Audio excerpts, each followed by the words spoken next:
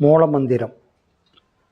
அன்பே சிவம், அறிவே தெய்வம், மனமே குரு, குருவே சரணம், தன்னை அறியும் அறிவே பூரணம்.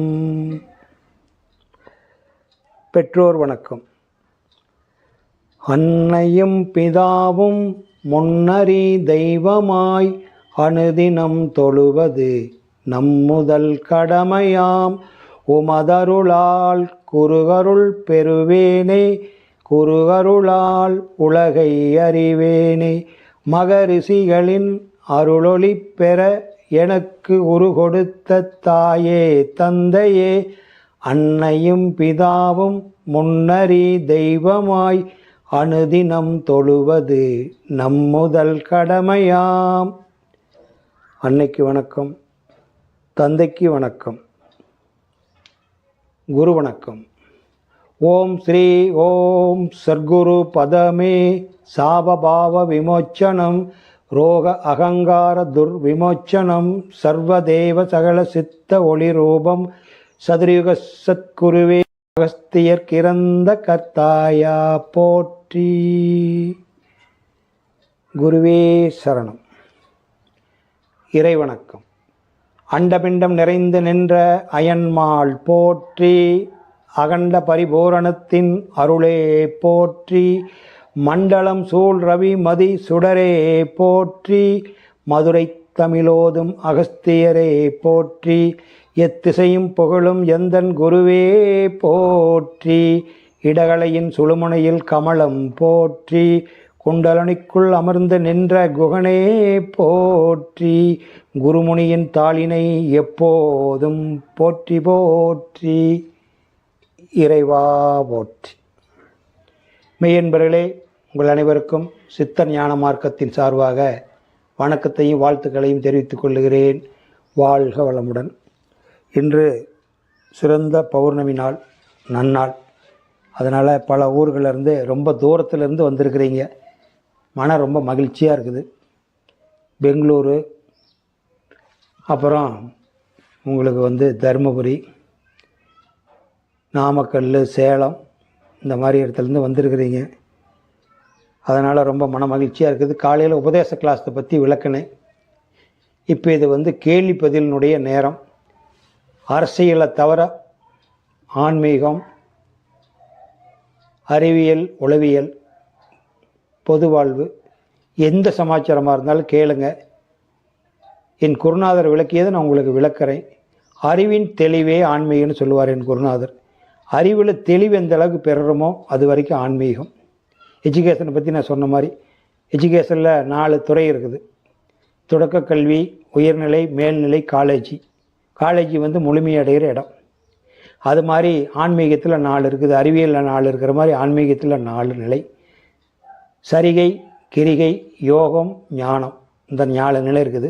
இப்போ நாம் தியானங்கிறது என்னென்னா, இது அகத்தவ பயிற்சி. சரிகை கிரியை தவிர்த்து யோக ஞானத்துக்கு வந்துடுவாங்க. முதல்ல 2 கிராஸ் பண்ணி அதெல்லாம் குழந்தைகளை சிறு தெய்வ வழிபாட்டோடு போயிடும். ஒரு தெய்வம் பெருதெய்வ வழிபாடுங்கிறது அருவ வழிபாடு தான் பெருதெய்வ வழிபாடு. ஒரே தெய்வம், அது அருவ வழிபாடு. வள்ளல் பெருமான் சொன்ன மாதிரி. அதனால் அந்த அருவ வழிபாடு பண்ணுறது தான் தியானம். உருவம் இல்லாத, உருவமெல்லாம் கடந்து அருவம் பண்ணுறோம். உங்களுடைய மனசுக்கு தோன்ற நிகழ்ச்சியை நீங்கள் கேட்கலாம். எந்த நிகழ்ச்சியாக இருந்தாலும் கேட்டு சந்தேகம் தெளிவு பாருங்கள். எனக்கு தெரிஞ்சது நான் உங்களுக்கு விளக்குறேன். ஏன்னா அறிவின் தெளிவே ஆன்மீகம். தியானம் பண்ணுறது ஒரு பெரிய சமாச்சாரம் இல்லை. வெறும் 5 நிமிஷம் வேலை. இந்த இடம் தான் இருக்குதுன்னு தொட்டு காட்டுறது. தொட்டு காட்டாத வித்தை சுட்டு போட்டாலும் வராதம்பாங்க. அந்த இடத்த சுட்டி காட்டி சுட்டி காட்டுறதுங்கிறது இதுதான் இடம் அப்படிங்கிறது. தொட்டு காட்டுறதுங்கிறது அது ஆசீர்வாதம். சுட்டி காட்டுறது இந்த இடம் தான் தவம் பண்ணுற இடம் அப்படிங்கிறது. அந்த இடம் சுட்டி காட்டுறது இதுதான் இடம்னு. தொட்டு காட்டுறது ஆசீர்வாதம் பண்ணுறதுக்கு பேர் தொட்டு காட்டுறது. அதனால் சுட்டி காட்டி தொட்டு காட்டுறது குருமார்கள். இதை எப்படி நம்ம ஆன்லைனில் கொடுக்க முடியாது. காசுக்காக வேணால் கொடுக்கலாம், பிரயோசனம் இல்லை. அதனால் நேருக்கு நேர் குரு சீடர் நேருக்கு நேர் முகத்தை பார்த்து கிடைக்கிற சந்தோஷம் வெளியே கிடைக்காது. கனடாவிலேருந்து ஃபோன் பண்ணாங்க, அப்புறம் யூஎஸ்ஏலேருந்து பண்ணாங்க, சிங்கப்பூர்லேருந்து பண்ணாங்க. எல்லாம் செல் நம்பர் இருக்குது தான். எவ்வளோ கேட்டாங்க. பணம் எவ்வளோ நாள் சில பேர் 1 லட்சம் 1.5 லட்சம் கூட கேட்குறாங்களே, அப்படியெல்லாம் இருக்குதுங்களா ஐயா ஆன்மீகத்தில் அப்படின்னாங்க. கொடுக்குறவர் இருக்கிற வரைக்கும் வாங்குறவர் இருப்பாம்மா, ஏமாறுறவர் வரைக்கும் ஏமாத்துறவர் இருப்பான் அதனால் சொல்லி பிரயோசனம் இல்லை, நம்ம அதை சொல்ல வேண்டியதில்லை. நான் வந்து ஆன்லைனில் கொடுக்கறதில்ல. இந்தியாவுக்கு இது வந்தால் இந்தியா வந்தால் வாங்க, தெரிஞ்சுக்கிட்டு போங்க அப்படின்னு நான் சொல்லிடுறது. அதனால் இல்லைன்னா உங்களுக்கு நூற்றுக்கணக்கானது இருக்குது. எங்கே போனால் இப்போ இது வரைக்கும் இந்த தியானம் பண்ணால் வளர்ந்தீங்க, இதை இப்போ தெரிஞ்சுக்கிட்டு எல்லாம் இது ஒரு கமர்ஷியல் மாதிரி வந்துடுது. எஜுகேஷன் முடிச்சுட்டீங்க போகிறதில்ல. கோயிலுக்கு ஏன் திறந்து கூட்டம் போகிறதுனா அவர் கேட்டார் போன மாதம் ஒருத்தர், என்னங்க கோயிலுக்கு மட்டும் கூட்டம் குறையிறது இல்லைன்னா, அது முழுமையாக அதனுடைய விவரத்தை தெரிஞ்சுக்கிறதில்ல. கோயில் வந்து அது வந்து 100% அறிவியல், 100% அறிவியல். ஆனால் அதை நம்ம புரிஞ்சுக்கிறது. இப்போ காலேஜ் முடிச்சோன்னே மறுபடியும் காலேஜுக்கு போகிறீங்களா? போகிறது இல்லையில்ல. ஆனால் கோயிலுக்கு மட்டும் சாவலும் போகிறீங்களே, அப்புறம் கூட்டம் வராது என்ன உண்டு? நீங்கள் டிகிரி முடிச்சது 10 வருஷம் முன்னாடி முடிச்சுட்டு வந்தீங்க, உங்களோட பிடிச்சி செட்டு இன்ன வரைக்கும் அந்த ரூமில் போய் உட்காந்தா இடம் போடலுமா? காலேஜே பத்தாதே. அப்போ அதை முடிச்சுட்டு வெளியே வேணும். கோயிலுக்கு போகணும், ஒரு 3 எட்டு போகணும். 3 எட்டு வரைக்கும் உருவ வழிபாட்டில் இருக்கணும். 2-12 அல்லது 3 எட்டு மணிகண்டனாக இருக்கிற வரைக்கும் அந்த கோயிலில் இருக்கணும். மெச்சூரிட்டி ஆகிட்டு கல்யாணம் பண்ணிக்கிட்டீங்க, முருகன் ஆகிட்டீங்க, அடுத்தது ரேஞ்சு சிவபார்வதி ஆக போகிறீங்க. மணிகண்டனாக இருந்து முருகன் ஆகிட்டீங்க, முருகனுக்கு அடுத்து சிவபார்வதி ஆகிறீங்க. அப்போ உன்னோட குழந்தைய தான் கூட்டி போகணும். நீ போயிட்டு வாமா, நாங்கள் வெளியே உட்காந்து இருக்கணும்னு சொல்லிட்டு இருந்துட்டா கூட்டம் அத்தனை பேர் வராதில்ல. நீ 1000 ரூபா டிக்கெட் கொடுத்து வாங்க வேண்டியது இல்லையில்ல. அது வேணும், கட்டமைப்பு வேணும். நம்மளை நல்வழிப்படுத்துறதுக்கு, உயர்ந்த நிலைக்கு போகிறதுக்கு அதுக்கும் தாண்டி போகணும் ஒரு அறிவு. அதனால் உங்களுக்கு வந்து என்ன கேள்வி தோணுதோ கேளுங்க. இறைவனை பற்றி நல்லா தெளிஞ்சுக்கிட்டு போங்க. நீங்கள் கேட்குற கேள்வி ஒன்று என்னென்னா உங்களுக்காக கேட்குறீங்கன்னு நினைக்க மாட்டாங்க. அறிவுள்ளவங்க நீங்களாம் மெச்சூரிட்டியானவங்க, நல்லா இருக்கிறீங்க. பெங்களூர்லேருந்து வந்திருக்கிறீங்கன்னா எவ்வளோ மெச்சூரிட்டியாக இருப்பீங்க. நீங்கள் கேட்குற கேள்வி சில பேர் கேள்வி கேட்க கூச்சப்படுவாங்க. எப்படா கேட்குறது, இதெல்லாம் இந்த கேள்வியெல்லாம் கேட்டால் தப்பாக நினச்சிக்குவாங்களே என்னமோன்னு. ஒன்றுமே தப்பாக நினைக்க மாட்டாங்க. அந்த மாதிரி கேள்வி கேட்டு தான் நான் பழகி வந்திருக்கிறேன். நீங்கள் கேட்குற கேள்வி சமுதாயத்தில் இன்னொரு 1000 பேர்த்துக்கு போய் சேரும், பயனுள்ளதாக இருக்கும். அது உங்களையும் திருப்திப்படுத்தும். அந்த கேள்வி யூடியூப்பில் இன்னொரு 1000 பேர் பார்த்தாங்களோ அதுக்கு அவங்களுக்கு பயன் கிடைக்கும். ஓ, இதுக்கு இவ்வளோ நாள் விளக்கம் தெரியாது இருந்துட்டுமே அப்படின்னு அவங்களுக்கு ஒரு சந்தேகம் தெளியும். ஆகையினால கேள்வி பதில் நிகழ்ச்சி நாம் 1 மணி நேரம் வச்சுக்கலாம். நீங்கள் கேளுங்க. நமஸ்காரம், வாழ்க வளமுடன். நீங்கள் எந்த ஊர்லேருந்துங்க வரீங்க? பெங்களூர்லேருந்து வரீங்க. உங்கள் பேருங்க? கனகராஜ். ரொம்ப சந்தோஷம். கனகதாரா ஸ்தோத்திரம் இருக்கிற மாதிரி உங்களுக்கு கனகதாரகையே வந்திருக்கிறார். நல்ல பேர் தான். இப்போ நீங்கள் காலையில் உபதேசம் கொடுக்குறது சொல்லியிருக்கிறேன், தியானம் பண்ணுறது சொல்லிட்டேன். மறுபடியும் சாயந்தரம் வரைக்கும் உங்களுக்கு அது கிளீனாக விளக்கிடுறேன். இப்போ உங்களுக்கு இந்த ஆன்மீகத்தை பற்றி சந்தேகம் அல்லது என்ன ஏதுன்னு ஏதாவது மனசுக்குள்ளே இருந்தாலும் கேட்டு தெரிஞ்சுக்கு. என்ன வேணுமோ அதை கேளுங்க, எனக்கு தெரிஞ்சதை நான் சொல்கிறேன். ஐயா, இப்போ நாம சின்ன வயசுல நம்ம எதுக்கு பிறந்தோன்னே தெரியுறதில்லை நம்மளுக்கு. நம்ம என்ன, அதாவது நாம பண்ண வினை தான் நம்ம பிறக்கிறோம், பொறுப்பெடுக்கிறோன்றது அந்த அளவுக்கு தெளிவு கூட நம்மளுக்கு இருக்கிறது இல்லை. பிறந்தோம், வளர்ந்தோம், 4 பேர் மாதிரி சம்பாதிச்சோம், ஏதோ கல்யாணம் பண்ணிக்கிட்டோம், ஏதோ இருந்தோம், அந்த மாதிரி தான் இருக்கிறோம். ஆனா ஏதோ ஒரு இன்சிடென்ட் நடக்கும் லைஃப்ல. நடக்கும் போது அது இருக்கிறது எல்லாமே போயிடும். எதுவுமே நம்ம கிட்ட இருக்கிறது இல்ல. அப்போ வந்து நாம ஒருத்தருக்கு என்னன்னா அதோட இதுல இப்ப ஆயிடுச்சேன்னுட்டு ஒரு ரொம்ப எக்ஸ்ட்ரீமா போயிடுவாங்க. அவங்க உச்சத்துக்கு போயிட்டு எல்லாம் வேற மாதிரி ஆயிடுவாங்க. ஒண்ணு போனா போட்டோம் போன்ற மாதிரி ஒரு மனநிலை வந்துடும். 2 மாதிரி இருக்கு ஐயா. போனா போட்டோன்னு வந்துடுச்சுன்னா அப்புறம் ஏன் இதெல்லாம் ஆச்சு, ஏன் இதெல்லாம் சம்பாரிச்சோம், ஏன் இதெல்லாம் போயிடுச்சு, நம்மளுக்கு எதுவுமே நினைக்கல. நம்ம செஞ்ச எப்போ நம்ம அவங்க கிட்ட வாங்கியிருப்போம், இப்போ நம்ம அவங்களுக்கு கொடுத்துட்டோம், இல்ல இப்ப நம்ம கொடுத்துருக்கோம், எப்போ நம்மளுக்கு வருது. இந்த அளவுக்கு தெளிவு. இது ஏன் எல்லாமே கெட்ட பின்னாடி தான் வருது. ஃபர்ஸ்டே ஏன் நம்மளுக்கு இந்த 1% கூட அறிவு இருக்கிறது இல்லையா? அது என்னன்னு கேட்டிங்கன்னா, எவல்யூஷன் ப்ராசஸில் இந்த டால்வின் தத்துவத்தில் சொல்லுவாங்க. அந்த டால்வின் தத்துவத்தில் 1லிருந்து 1 தரமாறி ஒரு மாதிரி எவல்யூஷன் ப்ராசஸ் வந்துருக்குது. அப்போ என்னென்னா, அந்த சுத்த வெளியினுடைய சுழற்சியினால் விண் உற்பத்தியாச்சு. அதான் இறைவெளியே, அந்த இருள் வெளியே நின்ற சிவன்பாதம் போற்றிம்பார் வால்மீகி.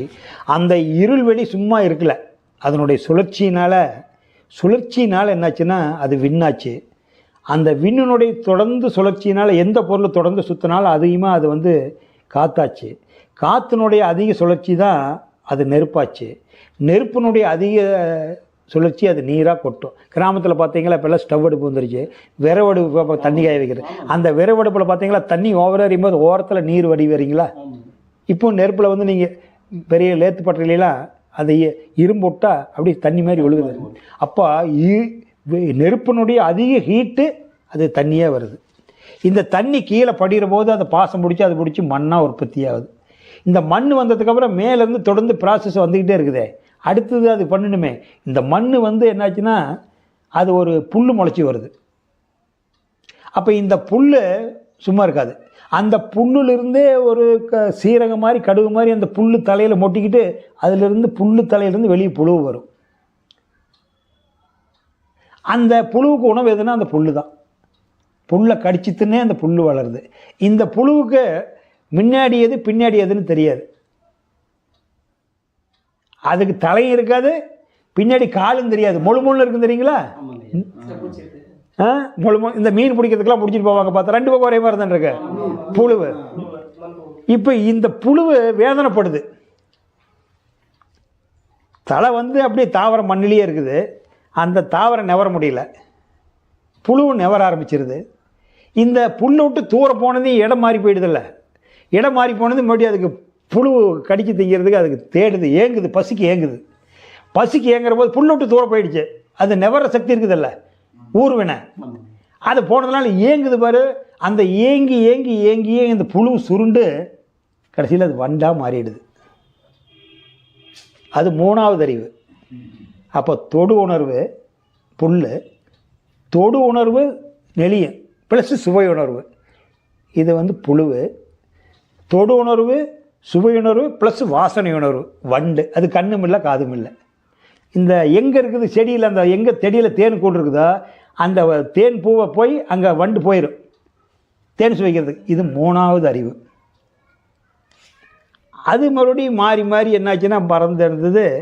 அதுலேயே அந்த வண்டு பெருசாகி பரப்பனையாக மாறிடுது.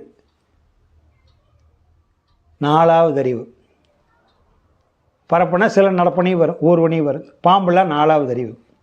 இந்த 4வது அறிவுக்கு என்னென்னா காது இருக்காது, அது கட்செவின்னு சொல்லுவாங்க. கண்ணே அதுக்கு செவி. கண்ணில் பார்த்ததுனாவே நீங்கள் பேசுகிறது நடக்கிறது அதுக்கு தெரிஞ்சிடும். கண்ணில் தான் செவி இருக்குது, கட்செவிம்பாங்க. கட்செவினா இந்த செவியில் இதை கட் பண்ணி இதில் காட்டுது. கட்செவினா கண்ணுக்கு பேர் கட்செவி. இது 4வது அறிவு பாம்பெல்லாம். அதுக்கு என்ன இருக்குது? தொடு உணர்வு இருக்குது, தொட்டா நெளியும். சுவை உணர்வு இருக்குது, வாசனை உணர்வு இருக்குது, பார்க்குற உணர்வு இருக்குது. பார்க்குற உணர்வுலேயே அந்த கேட்குற உணர்வு வந்துடும். 5வது அறிவு கேட்குற உணர்வு வந்துடும். இது நடப்பனை. ஆடு மாடு கோழி குதிரை இதெல்லாம் நடப்பனை. 5வது அறிவு வந்துடுது. அப்போ 5 போதம் இருக்குது, 5 அறிவு வந்துடுது. விண்ணில் அழுத்தமாக இருக்குது, காற்றுல ஒளியாக இருக்குது, நெருப்பில் அடுத்தது ஒளியாக இருக்குது, சத்தம் வெளிச்சம், நீரில் சுவையாக இருக்குது, மண்ணில் மனமாக இருக்குது. இதுதான் அழுத்தம், ஒளி, சுவை, மனம். இந்த மனதோடு முடிஞ்சது. 5 போதம் இருக்குது, 5 அறிவு இருக்குது, 5 உறுப்பு இருக்குது நடப்பனையோட. கடைசியில் டெக்ஸ்டர் வந்துருச்சு. நான் ஒரு கதையாக சொல்லிகிட்டு இருக்கிறேன். இப்படியே உலகம் போய்கிட்டு இருக்குது. பார்வதி ஒருனா கேட்குறாங்க மேலோகத்திலேருந்து. அது பாட்டுக்கு போகுது வருது போகுது வருது. எறும்புலேருந்து யானை வரைக்கும் படிச்சிருக்கிறோமே, இந்த நம்மளை நினச்சி பார்க்குறதுக்கு ஏதாச்சும் ஒரு ஆள் உண்டா அப்படின்னு கேட்குது. நம்மள எதுக்கு நினச்சி பார்க்கணும்? நாம் சிவனேனுக்கு மேலோகத்தில் இருக்கிறோம். நம்ம ஆற்றலில் விளைஞ்சி அதாவது சாப்பிட்டு போகுது. சிவனேன்னு வாழ்ந்து ஒரு தொல்லையும் இல்லாத நல்லா வாழ்ந்துட்டு இருக்குதம்மா. நாம் இங்கேயே இருக்கலாம், நம்ம அங்கே அதுங்க வாழ்கிறத பார்க்கலாம். இல்லைங்க, பெண்களை கொஞ்சம் ஆசைப்படுவாங்கள்ல. நம்மளை நினைக்கிறதுக்கு நமக்குன்னு நம்மளை நினைக்கிறதுக்கு ஒரு குழந்தை வேணுங்க. நம்மளை நினைக்கிறதுக்கு ஒரு குழந்தை கொடுத்தா உலகம் சிக்குண்டு போயிடும். இதோட எறும்புலேருந்து யானை வரைக்கும் இருந்தால் இதுக்கு மிலிட்ரி தேவையில்லை, எல்லை பாதுகாப்பு தேவையில்லை, போலீஸ் தேவையில்லை, இராணுவம் தேவையில்லை, கட்ட பஞ்சாயத்து தேவையில்லை, மந்திரி தேவையில்லை, வார்டு கவுன்சிலர் தேவையில்லை. நல்லா ஓடிக்கிட்டு இருக்கோம். நீ சொல்கிற பேச்சு கேட்டால் எல்லா சிக்கலும் சேர்ந்துருமம்மா, வேண்டாமம்மான்னு சொல்கிறாரு சிவபெருமான். இல்லைங்க, என்னை அம்மானு கூப்பிட்றதுக்கு இதெல்லாம் அம்மானுக்கு எதுவும் கூப்பிட மாட்டேங்குதுன்னு நினச்சிமா. நம்மளை கூப்பிடணும். பார்வதி பரமேஸ்வரனுக்கு சுய கௌரவம் வந்துருச்சு. சரி நீ கேட்குறேன்னு அடுத்தது இப்படி 4 காலில் போயிட்டே இருக்குது. குமிஞ்சு தான் போகும், தலை நிமிந்து பார்க்குறல. குமிஞ்சு 4ல் போகிறது 2 கால் பண்ணி தலையை நிமித்தி விட்டான். இந்த முன்னாடி இருக்கிற 2 காலையும் கை பண்ணி நிமித்து நிற்கிறான். என்னைக்கு தலை நிமித்துதோ நேரடியாக உங்களுக்கு இப்போ நான் தொட்டு கொடுத்தேன் பாரு, இறைவனே தொட்டு கொடுத்துட்டான். இப்போ இடத்த தான் காமிச்சேன், நான் கொடுக்க முடியாது. இறைவனே காமிச்சு தான். விண்ணில் ஒளி பிறந்த போது மண்ணில் உயிர்கள் வந்தது, மண்ணில் உயிர்கள் வந்த போது தெய்வம் நேரில் வந்தது. அம்மா தெய்வம் நேரில் வந்தது. தெய்வம் நேரில் வந்துருச்சா? தெய்வத்தை காட்டுனா கரண்ட்டை காட்டுனா காட்ட முடியும், எப்படி காட்ட முடியும்? உணர முடியும், அவ்வளோதான். ஃபேன் ஓடுது, கரண்ட் இருக்குது. ஃபேன் இல்லை, கரண்ட் இல்லை. அப்போ நாகராஜ் இருக்கிறாரு, கடவுள் இருக்கிறாரு, வெளியே போயிடுச்சு, சிவம் போயிட்டாரு, பொத்துன்னு சவம் விழுந்துருச்சு. ஆண்டவன் வெளியே போயிட்டா மாண்டவன் ஆயிடுறான். ஆண்டவர் இருக்கிற வரைக்கும் ஆடுறான். அப்போ இங்கே இருக்கிற ஆண்டவன் விட்டுட்டு வெளியே போய் எங்கே கும்பிடுவேன்? கனகராஜே ஒரு த்ரில்ல, கடவுள் எப்படி இருப்பார்? கடவுள்னு சொல்கிறதுக்கு யார் இருக்கிறா? நாம் இருந்தால் தான் கடவுள். அப்போ நீ தானே கடவுளை படைக்கிற. ஆனால் அது வேணும், நல்வழி போகிறதுக்கு வேணும். தொடக்க கல்வி இல்லாத மேல்நிலைக்கு போக முடியுமா? ஆனால் மேல்நிலைக்கு போனதுக்கப்புறம் இல்லை நான் தொடக்க பள்ளியில் சாவலம் அங்கே தான் இருப்பேன், இந்த இடத்த விட்டு வர மனசு வரல, எனக்கு இந்த டீச்சர் பிடிச்சிருக்குது, வாத்தியார் பிடிச்சிருக்குது, HM பிடிச்சிருக்குது, இந்த காமன் விட்டு வரமாட்டேன். அப்போ தொடக்க பள்ளியில் இரு யார் வேண்டாங்கிறான்? உன்னோட இருந்தவன் படிச்சுட்டு காலேஜ் முடிச்சுட்டு அவன் கலெக்டர், வக்கீல், தாசில்தார், அவன் பெரிய தாசில்தாராகவும் கலெக்டராகவும் உலக நாடு இந்திய தூதராகவும் போய்கிட்டே இருக்கிறான். நீ அடிமட்டத்திலே கிடக்க வேண்டியதான்.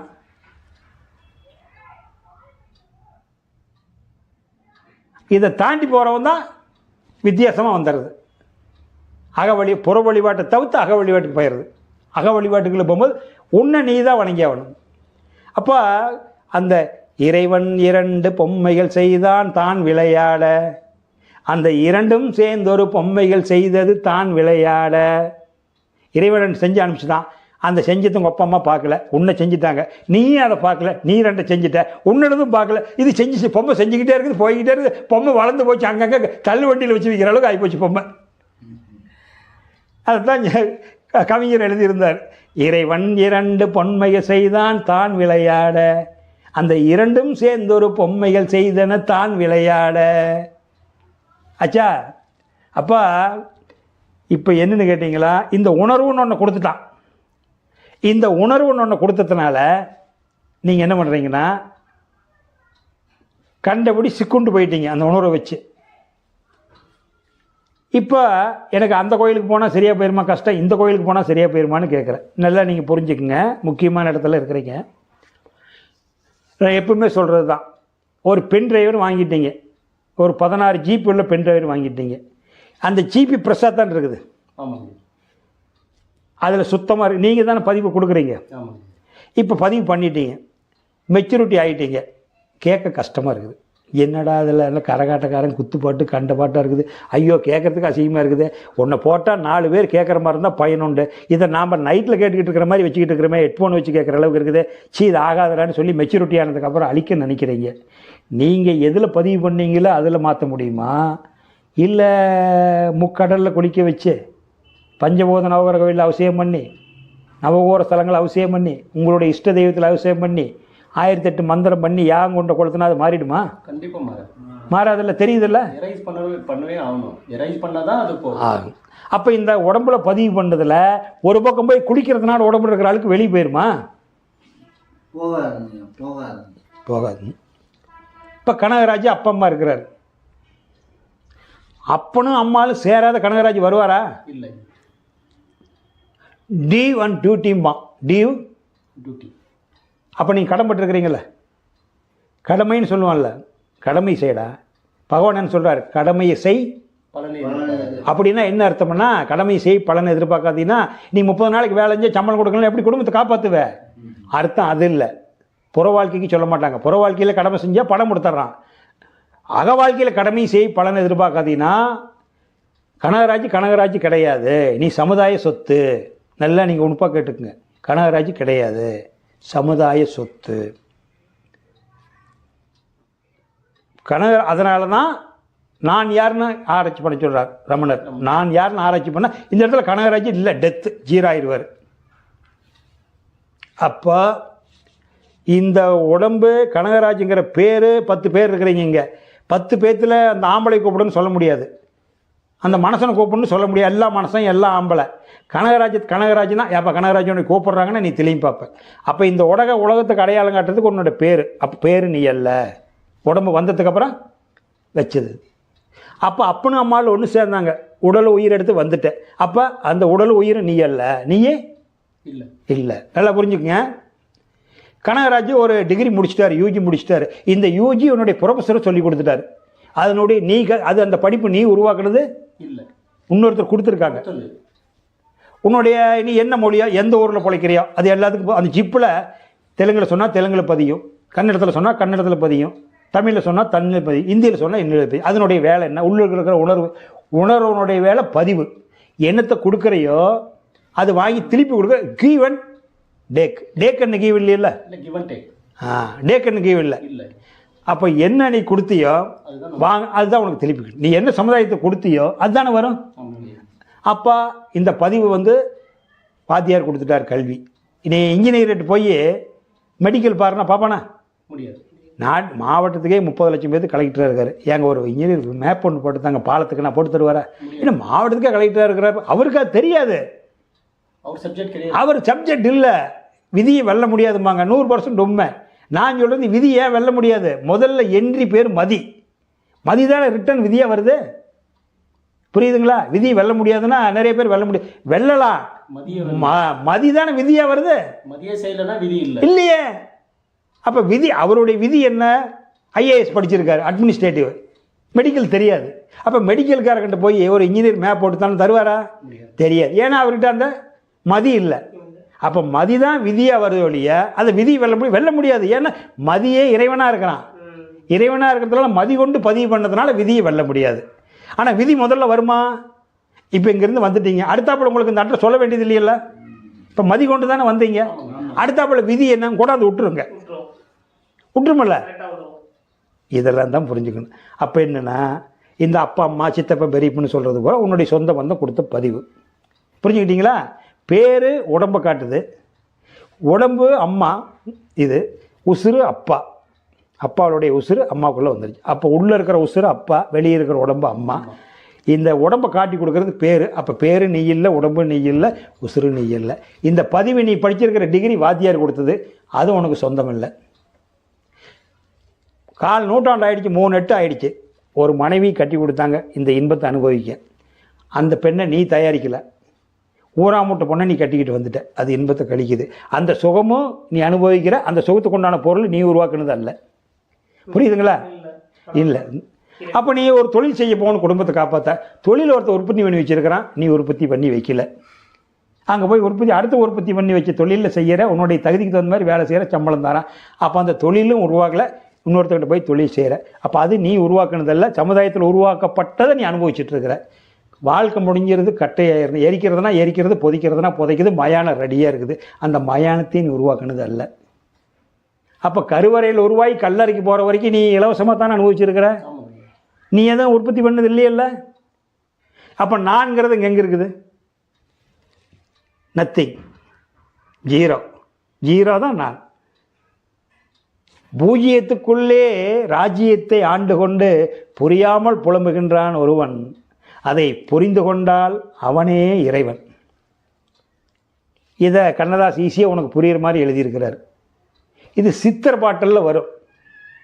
வெட்ட வெளி தன்னை மெய்யென்றிருப்போருக்கு பட்டயம் எதுக்கடி குதம்பாய், பட்டயம் எதுக்கடி குதம்பாய்னு குதம்பி சித்திரை சொல்கிறார். இது அறிவறிஞ்சவனுக்கு தான் தெரியும். வெட்ட வெளினா ஸ்பேஸு. உங்களுக்கு எனக்கு இடையில ஸ்பேஸ் தான் இருக்குது. இதுக்குள்ளே தானே உட்காந்துருக்குறோம். நம்ம எந்திரிச்சிட்டு அந்த இடப்படியாக தான் இருக்கோம். இடத்த தூக்கிட்டு போக முடியுமா? இந்த ஊட்டை இடிக்கலாமல்ல. இந்த ஊட்டை தூக்கிட்டு போக முடியுமா? முடியாது. அப்போ இந்த ஊடு தெய்வம் இல்லை, நாம் 2 பேரும் தெய்வம் இல்லை. இப்போ இந்த மண்ணும் தெய்வம் இல்லை. சில பேர் மண்ணு தெய்வங்கிறான். ஏன்னா தெய்வத்தை ஆட்டவும் முடியாது, அசைக்கவும் முடியாது, நெவுத்தவும் முடியாது. நீக்கமர நிறைஞ்சிருப்பது தான் தெய்வம். அப்போ இந்த மண்ணை நெவுத்துறமில்ல, பில்டர் சொல்லிட்டு தோன்றீங்கல்ல, நான் ஒன்றும் சொல்ல வேண்டியதில்லை. அப்போ மண்ணும் தெய்வம் இல்லை. இந்த மண் கிடக்குது வேறு, பேசு, அதை நெவுத்த முடியுமா? வெட்ட வெளியே ஒரு 100க்கு 100 உங்களுக்கு மனசுக்கு பிட்டாகிற மாதிரி சொல்கிறேன். 100 அடி நீளம், 100 அடி அகலம், 100 அடி ஆழம் மண் எடுத்துடுறீங்க. அந்த மண்ணை தோற கொண்டு போகிறீங்க. அப்போ மண்ணும் தெய்வம் இல்லை, மனசனும் தெய்வம் இல்லை. இந்த மண்ணும் மனசெல்லாம் கிடக்குது இந்த வெட்ட வெளி ஸ்பேஸ். அந்த பேச உங்களால் தூக்கிட்டு போக முடியுமா? அதுதான் தெய்வம். இதைத்தான் வெட்ட வெளியே. இங்கே சின்ன வெளியே உங்களுக்கு காட்டுறேன். அதை அப்படியே விஷுவல் பண்ணி பார்த்தீங்கன்னா பிரபஞ்சம் முழுவதும் வெட்ட வெளி தானே. அப்போ இந்த வெட்ட வெளிக்குள்ளே தான் நீங்கள் தவம் பண்ணணும். அங்கே போய் மனசு நிற்குமா?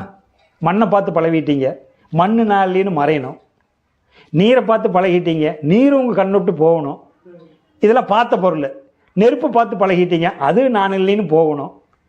உணர்கிற காற்றை பார்த்து பழகிட்டீங்க, காற்றை லேசாக உணர், அது நான் இல்லைன்னு. காற்றை சுழல வைக்கிறதுக்கு அணு வேணுமே, விண்ணணு, அது நான் இல்லைன்னு போகணும்.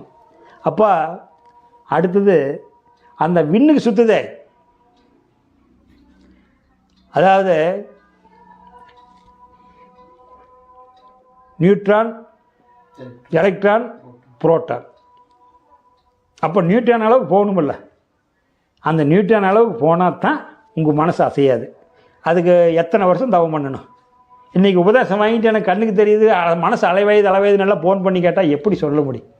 சாதாரணமான விஷயமா? நீங்கள் 3 வரைக்கும் எஜுகேஷன் முடிக்கிறீங்க, 3 இல்லாத எஜுகேஷன் முடியாது. 24 வயசு ஆகாத எம்பிஏ முடிக்க முடியுமா? எல்கேஜியில் 3 வயசில் சேர்ந்தவர் 24வது வயசில் 3வது எட்டில் தான் நீங்கள் காலேஜ் முடிக்க முடியும். அப்போ 3 நீங்கள் காலேஜ் முடிச்சுமே கூட சந்தோஷம் இல்லை, நிம்மதி இல்லை. மறுபடியும் 4 பொண்டாட்டி பிள்ளையோட வாழ்ந்துருக்கிறீங்க, 7 போச்சு, 8வது கவலையில் வந்திருக்கிறீங்க. அப்போ 8 சிக்குண்டு போய் 3 எஜுகேஷனு, 4 குடும்ப வாழ்க்கையை முடிச்சுட்டு 7 56 போயிடுச்சு. அப்போ 8வது தொடக்கம் 57 வந்து 8வது அங்கே வந்து எனக்கு தவம் பண்ணால் நிற்க மாட்டேங்குதுன்னா, இந்த 8 பலி பண்ணதெல்லாம் வந்து நிற்குமே இல்லையா? ஒரு நாளில் தெரிஞ்சுக்க முடியுமா? இப்போ சொல்கிறதுனால ரொம்ப கஷ்டம். இப்போ தெரிஞ்சுக்கிறான், இதுலேயே கண்ணுங்க அர்த்தமாக இருந்து விதை போட்டு வந்தால் உங்கள் மனசு கடைசியாக அங்கே போய் இன்னைக்கு பிறப்பு எடுக்காது. அப்போ இந்த இறைவன் வந்து பொம்மை செஞ்சதுனால இந்த உருவம் வந்து மனசுன்னு ஒன்று கொடுத்துட்டாங்க. இந்த மனசுன்னு கொடுத்ததுனால இறைவன் தலையிட மாட்டான். 5 அறிவு வரைக்கும் அவன் பார்த்துக்கிறான். கிணத்துல விழுந்தாலும் அதே நீங்கி வந்துடும்.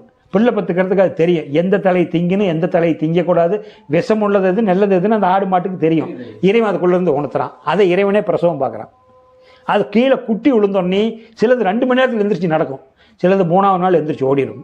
ஏன்னா அடுத்த உயிரிடம் தப்பிக்கணும்ல. மாடு குட்டி போடுறது கொஞ்சம் ஒரு நாள்லேயே எந்திரிச்சு ஓடிடும், தோற ஓடிடும். மாட்டு எந்திரிச்சு நின்றுக்கு மாட்டு குட்டிலாம் எப்படி அந்த சக்தி அது கொடுக்குறான். ஆனால் உன்னோட குட்டியை நீ 1 வருஷம் வரைக்கும் கையில் வச்சு வளர்த்துற. ஏன்னா உனக்கு மனசை கொடுத்துருக்குறான். நீ எல்லாத்தையும் பார்த்துக்க, நீ சொல் பேச்சு கேட்க மாட்டேன். மனசை கொடுத்ததுனால, சுதந்திர அறிவு கொடுத்ததுனால அவனை நாம் கட்டுமானம் பண்ண முடியாது. அவன் போக்கில் விட்டுறலாம்.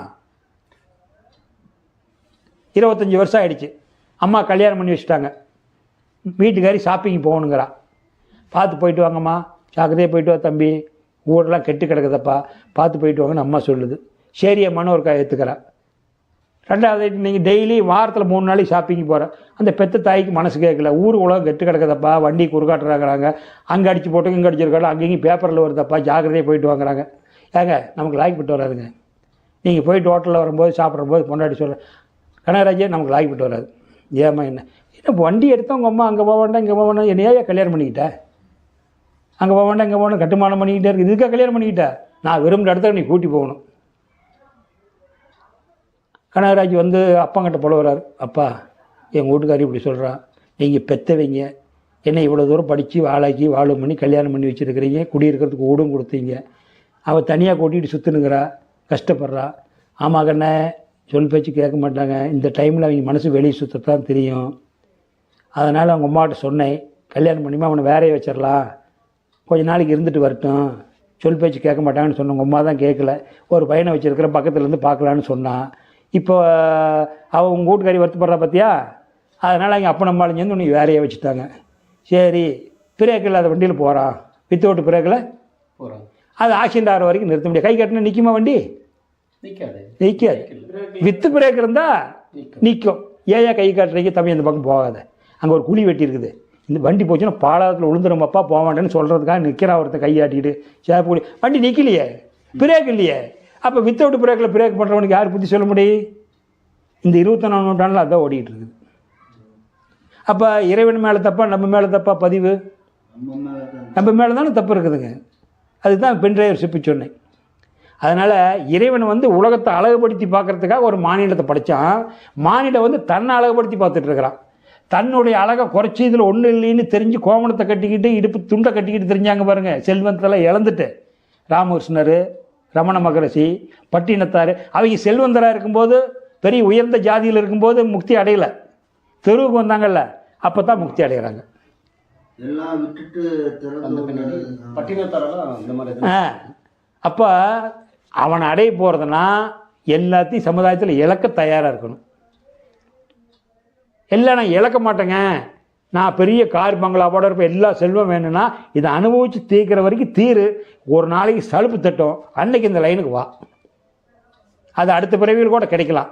ஃபைனலாக வந்து எல்லாருமே அந்த இடத்துக்கு வந்து தான் அது அந்த இடத்துக்கு வந்து அதனால சொல்கிறாங்களே, மானிடர் ஆன்மா மரணம் எய்தாது, மானிடர் ஆன்மா மரணமே.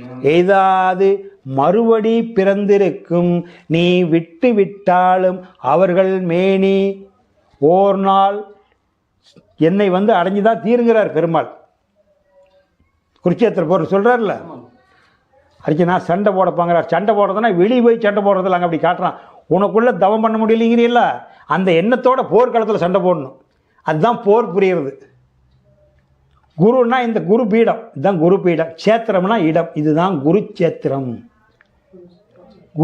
குரு சேத்திரம்னா இடம், குருன்னா குரு இருக்கும் இடத்துக்கு, குரு இருக்கும் இடமே குருச்சேத்திரம். புருவ மையம் தான் குருச்சேத்திரம், புருவ மையம் தான். ஆமாம், இதுதான் குருச்சேத்திரம். இங்கே தான் குரு இருக்கிறார், அவர் தான் குரு. அதனால தான் குரு. யான் பெற்ற இன்பம் பெருக வையகம் வான் பற்றி நின்ற மறைபொருள் சுழலில் ஊன் பற்றி நின்ற, ஊனில் பற்றி இருக்கிறார், ஊன் பற்றி நின்ற உணர்குரு மந்திரம். தான் பற்ற தலைப்படும் தாமே. நீங்கள் பற்ற அவர் தான் உணர்குரு மந்திரம். அந்த குரு சொல்கிறார். அதனால் இவன் சண்டை போட்டு வைப்பானே, இவன் சண்டை போட்டால் ஒன்றா எதிர்பார்த்து செத்துருவோம், நாம செத்துருவோன்னு பயந்துக்கிறேன்னு சொல்கிறாருல்ல. அதனால் உனக்குள்ளேருந்து நான் தாண்டா இயக்கிறேன், நீ தனியாக. உங்களுக்கு சொன்னல, நீங்கள் யாருன்னு பிரித்து வந்தீங்கல்ல, அப்போ நீங்கள் இல்லை. அப்போ உனக்குள்ளே இருந்த ஒரு பொருள் இயக்குதில்ல, அந்த உணர்வு எல்லாம், அந்த உணர்வு தானே பரமாத்மாவாக இருக்கிறாரு. அப்போ அந்த உணர்வு நான் உனக்குள்ளே உணர்வாக இருந்து செய்கிறனே, நான் தாண்டா நீ தாண்டா நான் சொல்கிறாரு. இவன் அதை புரிஞ்சிக்க முடியாது. தான் செய்யறேன்னு இந்த தாங்கிற உணர்வு வர்றதுனால, இந்த வெளியே இருக்கிற மேலே பற்று பாசம் வர்றதுனால இழப்பு என்னைக்கு இருந்தாலும் வரத்தான் செய்யும். அதனால் மானிடர் ஆன்மா மரணம் எய்தாது. இப்போ துன்பப்பட்டாலும் அடுத்த பிறவியில் என்னை அடையணுங்கிற எண்ணம் உனக்கு தோணும். அதனால் இன்னொரு பிறவி எடுக்கிறதுக்கே சிரமப்படுற. அதனால் இந்த பிறவி கிடைச்சிருக்கு, அருமையான பிறவி கிடைச்சிருக்குது, இதுலேயே என்னை வந்து அடைஞ்சிட்றா, நல்ல ஒரு மகானை பார்த்து உபதேசம் வாங்கி வந்து சேர்ந்துருன்னு சொல்கிறார். மானிடர் ஆன்மா மரணம் எய்தாது மறுபடி பிறந்திருக்கும், நீ விட்டு விட்டாலும், இப்போ விட்டு விட்டினாலும் உன்னுடைய ஆன்மா மறுபடி பிறப்பெடுக்கும், நீ விட்டு விட்டால் அவர்கள் மேனி வென்றுதான் தீரும் ஒரு நாள் அப்படிங்கிறார். அதனால் என்னை அறிந்தாய் எல்லா உயிர்களும் எனதென்றும் அறிந்து கொண்டால் கண்ணன் மனது கல் மனதென்று காண்டீவம் நழுவவிட்டாய், காண்டீவம் நழுவவிட்டாய். மன்னரும் நானே மக்களும் நானே மரம் செடி கொடியும் நானே, சொன்னவன் கண்ணன் சொல்பவன் கண்ணன், துணிந்து நில் தர்மம் வாழ. கண்ணனே காட்டினான், கண்ணனே தாக்கினான், கண்ணனே கொலை செய்கின்றான். காண்டீவம் எழுக கைவண்ணம் தொழுக இக்களமெல்லாம் சிறக்க வாழ்க வாழ்கவேன் முழங்குறாருல்ல. உங்கள் ஃப்ரெண்டு வந்து ரொம்ப சோர்ந்து போயிடுறான், ரொம்ப கவலைப்பட்டு மன வேதனை நடந்துடுறான், போய் தட்டி கொடுக்குறீங்க. கவலைப்படா டே, தண்ணி குடிமா, தண்ணி போட்டாமல் தண்ணி தெளிங்க, மனசோடாரா சொல்கிறீங்கல்ல. என்ன எதை விடாதீன்னு சொல்கிறீங்க? உசுறு விடாதீன்னு சொல்கிறீங்களா? அந்த மனசு தான் காண்டீபம். அந்த மனசு தான் காண்டீபம் எழுக கைவண்ணம் தொழுக. மனசு இருந்ததுன்னா, மன வலிமையில தாங்க மனிதன் தூக்குறான். 50 கிலோ வெயிட் இருப்பான், 100 கிலோ மூட்டை தூக்குறான்ல, மன வலிமை. அப்போ 75 கிலோ இருக்கிறீங்க, ஒரு ஃபோன் வருது, ஒரு வேற ஒருத்தருக்கு, உன் ஃப்ரெண்டு வண்டியில் போயிட்டு இருந்தான், ஸ்பாட் அவுட்டுங்கிறான், ஃபோன் பேசணும் அப்படியே விட்டுட்டான். அப்படியா, ஐயோ அப்படின்ட்டான். 75 கிலோ விட்டுட்டான். எதனால விட்டான்? இவன் யாராச்சும் அடித்தாங்களா? இல்லை, மனசு தான். அந்த ஒரு வார்த்தை வெல்லும், ஒரு வார்த்தை கொல்லும். புரியுதுங்களா? அப்போ நம்ம சமுதாயத்தில் எதை உள்ளே சேர்த்திக்கணும், எதை சேர்த்திக்கூடாது நாம் தான் இருக்கணும். இன்றைக்கி சமுதாயத்தை சீர்படுத்த முடியாது. காலம் எங்கே போயிட்டுருக்குன்னு தெரியல. போதைப் பொருள் சாராயம் குடித்தா கல்லுக்கடையை வச்சு குடிக்கிறதாகிற தெரிஞ்சுக்கிறாங்கண்ணா. கல் குடித்தா தெரியுதுங்கிறீங்க. ஒரு பீடி சிகரெட்டு குடித்தா துக்குலுண்டு குச்சி மாதிரி விரல் மாதிரி தனியாக கொடுக்குறான், அதையும் மரவாக குடிக்கிறான். அப்புறம் அதுலேருந்து தெரியக்கூடாதுன்னு பான் பிராக்கு மாதிரி விட்டான், அதையும் தடை பண்ணால் அதுலேருந்து கண்டி என்னமோ பவுடருங்கிறாங்க கவுடருங்கிறாங்க, கடைசியில் குழந்தைங்கிற ஐஸ்கிரீம் முதல் கொண்டு வருதுங்கிறாங்க. இந்த நாடு எங்கே போய் முடியுது? என்ன ஆகும்? அடுத்தவங்க எத்தனை உயிரை கொண்டு ஒருத்தன் பிழைக்கிறான் பாருங்க. பலவிதமான ஆயிரக்கணக்கான உயிரை கொண்டு ஒருத்தன் பிழைக்கிறான். எவ்வளோ பெரிய பாவத்தை செய்கிறானுங்க, எவ்வளோ பெரிய பாவத்தை செய்கிறான். இவ்வளோ பாவமான ஊரில் யாரை சொல்லி நாம் திருத்த முடியும்? நாம் அதனால தான் புத்தி உள்ள பொருளை பொழைச்சிக்குங்கிறாங்க. ஏன்னா அந்த காலத்திலே கதை சொல்லியிருக்கிறாங்க. ஒரு சிட்டுக்குருவி, தூக்குனாங்குருவி, தென்னை மரத்தில் யாரும் பிடிக்க முடியாத இடத்துல தென்னை மரத்தில் அந்த ஓலையில் கடைசி ஓலையில் நுனியில் கூடு கட்டியிருக்குது. அது எவ்வளோ நேரம் பறக்கும், அந்த புல்லை கொண்டு எப்போ சொருவி இருக்கும், அது எப்போ வீடு கட்டியிருக்கும். போர்ட்டிகா வச்சு வீடு கட்டினது உலகத்திலேயே முதல் ஆள் இன்ஜினியர் அந்த குறி தான், தூக்கணாங்குருவி தான். அவர் தான் போர்ட்டிகா வச்சு கொடுத்தாரு. வெளியே வந்து எட்டி பார்க்கும், ஒரு குகை இருக்கும், அதுக்குள்ளே ஒரு படி மாதிரியே உள்ளுக்குள்ளே ஒரு குகை இருக்கும். அந்த போர்ட்டிகா வச்சு கட்டின முதல் போர்ட்டிகா வச்சு வீடு கட்டினது தூக்கணாங்குருவி தான். அதை வச்சு தான் இன்ஜினியர் வீடு கட்டினான். அதில் 2வது அடுக்கிலிருந்து ஒரு 2வது அடுக்கில் தூங்கும், வெளியே போர்ட்டிக்கலை வந்து எட்டி பார்க்கும். கீழே மரத்துக்கடி, தென்னை மரத்துக்கடி இந்த குரங்கு இப்படி குறுகிக்கிட்டு இருக்கு. குரங்க, நான் துக்குலுன்னு இருக்கிற தச்சோடு இருக்கிறேன், நான் இருக்கிற ஒரு உனக்குன்னு ஒரு இல்லடத்தை தேட முடியாது, இங்கே வந்து மழை நின்றுக்கிட்டு இருக்கிறீன்னு என்ன நீ சொல்கிறவளோ காய போச்சுன்னா படப்படன்னு ஏறிச்சு பாருங்க, கூட்டை பிச்சு எறிஞ்சிருச்சு. அதுதான் சொல்லுவாங்க, ஆணனுக்கு புத்தி சொன்னால் அறிவும் உண்டு நினைவும் உண்டு, ஈரனுக்கு புத்தி சொல்லி இல்ல இடத்தையும் தோத்தனடா. இல்ல இடமும் போச்சு, அது பிச்சு எறிஞ்சிருச்சுல்ல.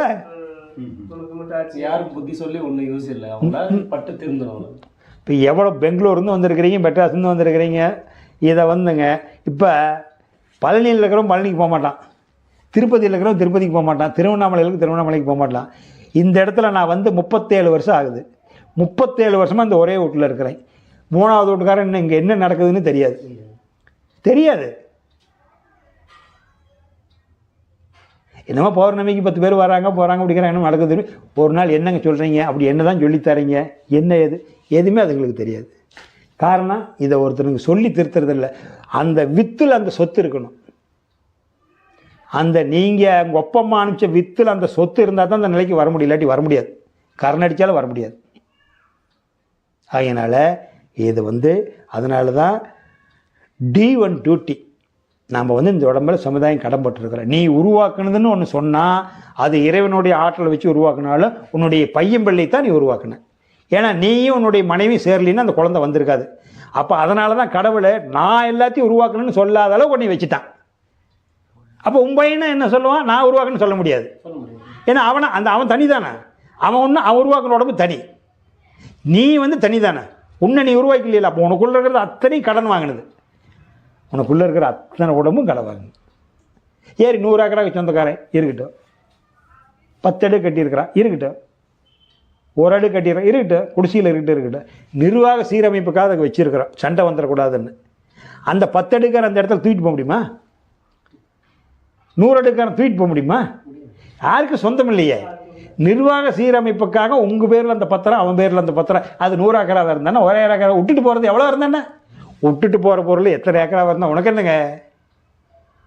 உனக்கு தேவை காலையில் 4 இட்லி, மத்தியானம் ஒரு கை சோறு, சாயந்தரம் ஒரு 4 இட்லி. இதுக்கு மேலே நீ என்ன பண்ண போகிற? ஏடா இந்த மண்ணும் பொண்ணும் எல்லாத்தையும் திருப்திப்படுத்தும். ஆணும் பெண்ணும் அடுத்தவனுக்கு சொந்தம், அழிஞ்சு போகிறதுக்காக புறப்படுறது. மண்ணிலிருந்து தோன்றக்கூடிய பொருள் அது ஆணா பெண்ணா தாவரமா அனைத்தும் அழிவுக்காக பறைக்கப்பட்டது. மண்ணும் பொண்ணும் அடுத்தவனுக்காக பறைக்கப்பட்டது, அழிவில்லை. உலக நாடுகளில் மண்ணும் பொண்ணுலையும் தானே மதிப்பீடு இருக்குது. மண்ணிலையும் பொண்ணுலையும் தாங்க மதிப்பீடு இருக்குது, கோல்டு இல்லை, வேறு எதுலையும் மதிப்பீடு இல்லையில்ல. அப்போ நீயே வச்சுக்கிட்டா விட்டுருமா? அடுத்தவனுக்கு வேணுமில்ல, உங்கள்கிட்ட இருந்து பிடிங்க அவங்ககிட்ட கொடுக்கும். 1000 வருஷம் ஆனாலும் தங்கம் அழியாது, தரமாறும். இன்றைக்கி தகுந்த மாதிரி லேட்டஸ்ட்டாக பண்ணுவான். ஆனால் தங்கம் தானே. நீங்கள் அடித்து உங்கள் அப்பா கட்டின வீடு சரியில்லை, இடிச்சிட்டு கட்டுவீங்க, அந்த இடம் 1000 ஏரடி இடம் தானே. அதனால தான் மண்ணும் பொண்ணும் மகேசனுக்கு சொந்தம், ஆணும் பொண்ணும் அடுத்தவனுக்கு சொந்தம். அழிவுக்காகவே புறப்பட்டது, அது வாழ்க்கைக்காகவே பிறக்கப்பட்டது. அனைத்து பேரையும் வாழ்க்கையை நடத்து. வந்தமா வாழ்ந்தமா, கொஞ்ச நாள் கொடுத்துருக்குறாளா, எட்டில் போயிட்டான். ஐயோ வருஷத்துலேயே போயிடுச்சு, எனக்குன்னு ஒரு குழந்தைய கொடுத்து ஆண்டம் பிடிக்கிட்டானே. 2வது எட்டில் போயிட்டான். ஐயோ இந்த பையனுக்கு ஒரு கல்யாணம் கூட பண்ணி பார்க்க முடியலையே, 3வது எட்டிலே போயிட்டானே. 4வது எட்டில் போயிட்டான். ஐயோ கல்யாணம் பண்ணி குறுக்கிட்டு போயிட்டான்னு ஒரு பிள்ளை கூட பெக்கலையே. வாரிசு கொடுக்க போயிட்டு வாரிசு கொடுத்துட்டான். ஐயோ வாரிசு கொடுத்து 5 வயசு குழந்தைய விட்டுட்டு போயிட்டானே. 5வது எட்டில் போயிட்டான். அப்புறம் அடடா அந்த குழந்தைய ஒரு கல்யாணம் படிக்கிறதுக்கு விடலேனே அப்படின்னா 6வது எட்டுலையும் பார்த்தான். அடடா அந்த பையன் ஒரு பேரனை பார்க்காத போயிட்டானே. இது தொடர்ந்து இந்த ஏக்கம் வந்துக்கிட்டே தான் இருக்கும். அப்போ நாம் இத்தனை எட்டையும் தாண்டி வந்திருக்கிறோம்ல, 6வது எட்டு 7வது எட்டுலாம் தாண்டி வந்திருக்கோம்ல. இந்த எட்டில் கூட நம்ம அவனை நினைக்காத இன்னுமே ஊரையே சுற்றிக்கிட்டு இருந்தால் எப்போ நினைக்க முடியும்? நம்ம குடும்பத்தை காப்பாற்றுறதுக்கு பெரிய கஷ்டப்பட வேண்டியதே இல்லைங்க. லெவலாக அருமையாக வாழ்ந்துக்கிட்டு அருமையாக நம்ம இருந்தாவே ரொம்ப சந்தோஷமாக இருக்கும். அதனால் மனிதனுடைய பேராசையினால் அதெல்லாம் செய்கிறான். அதனால் பேராசையினால் செய்கிறான்.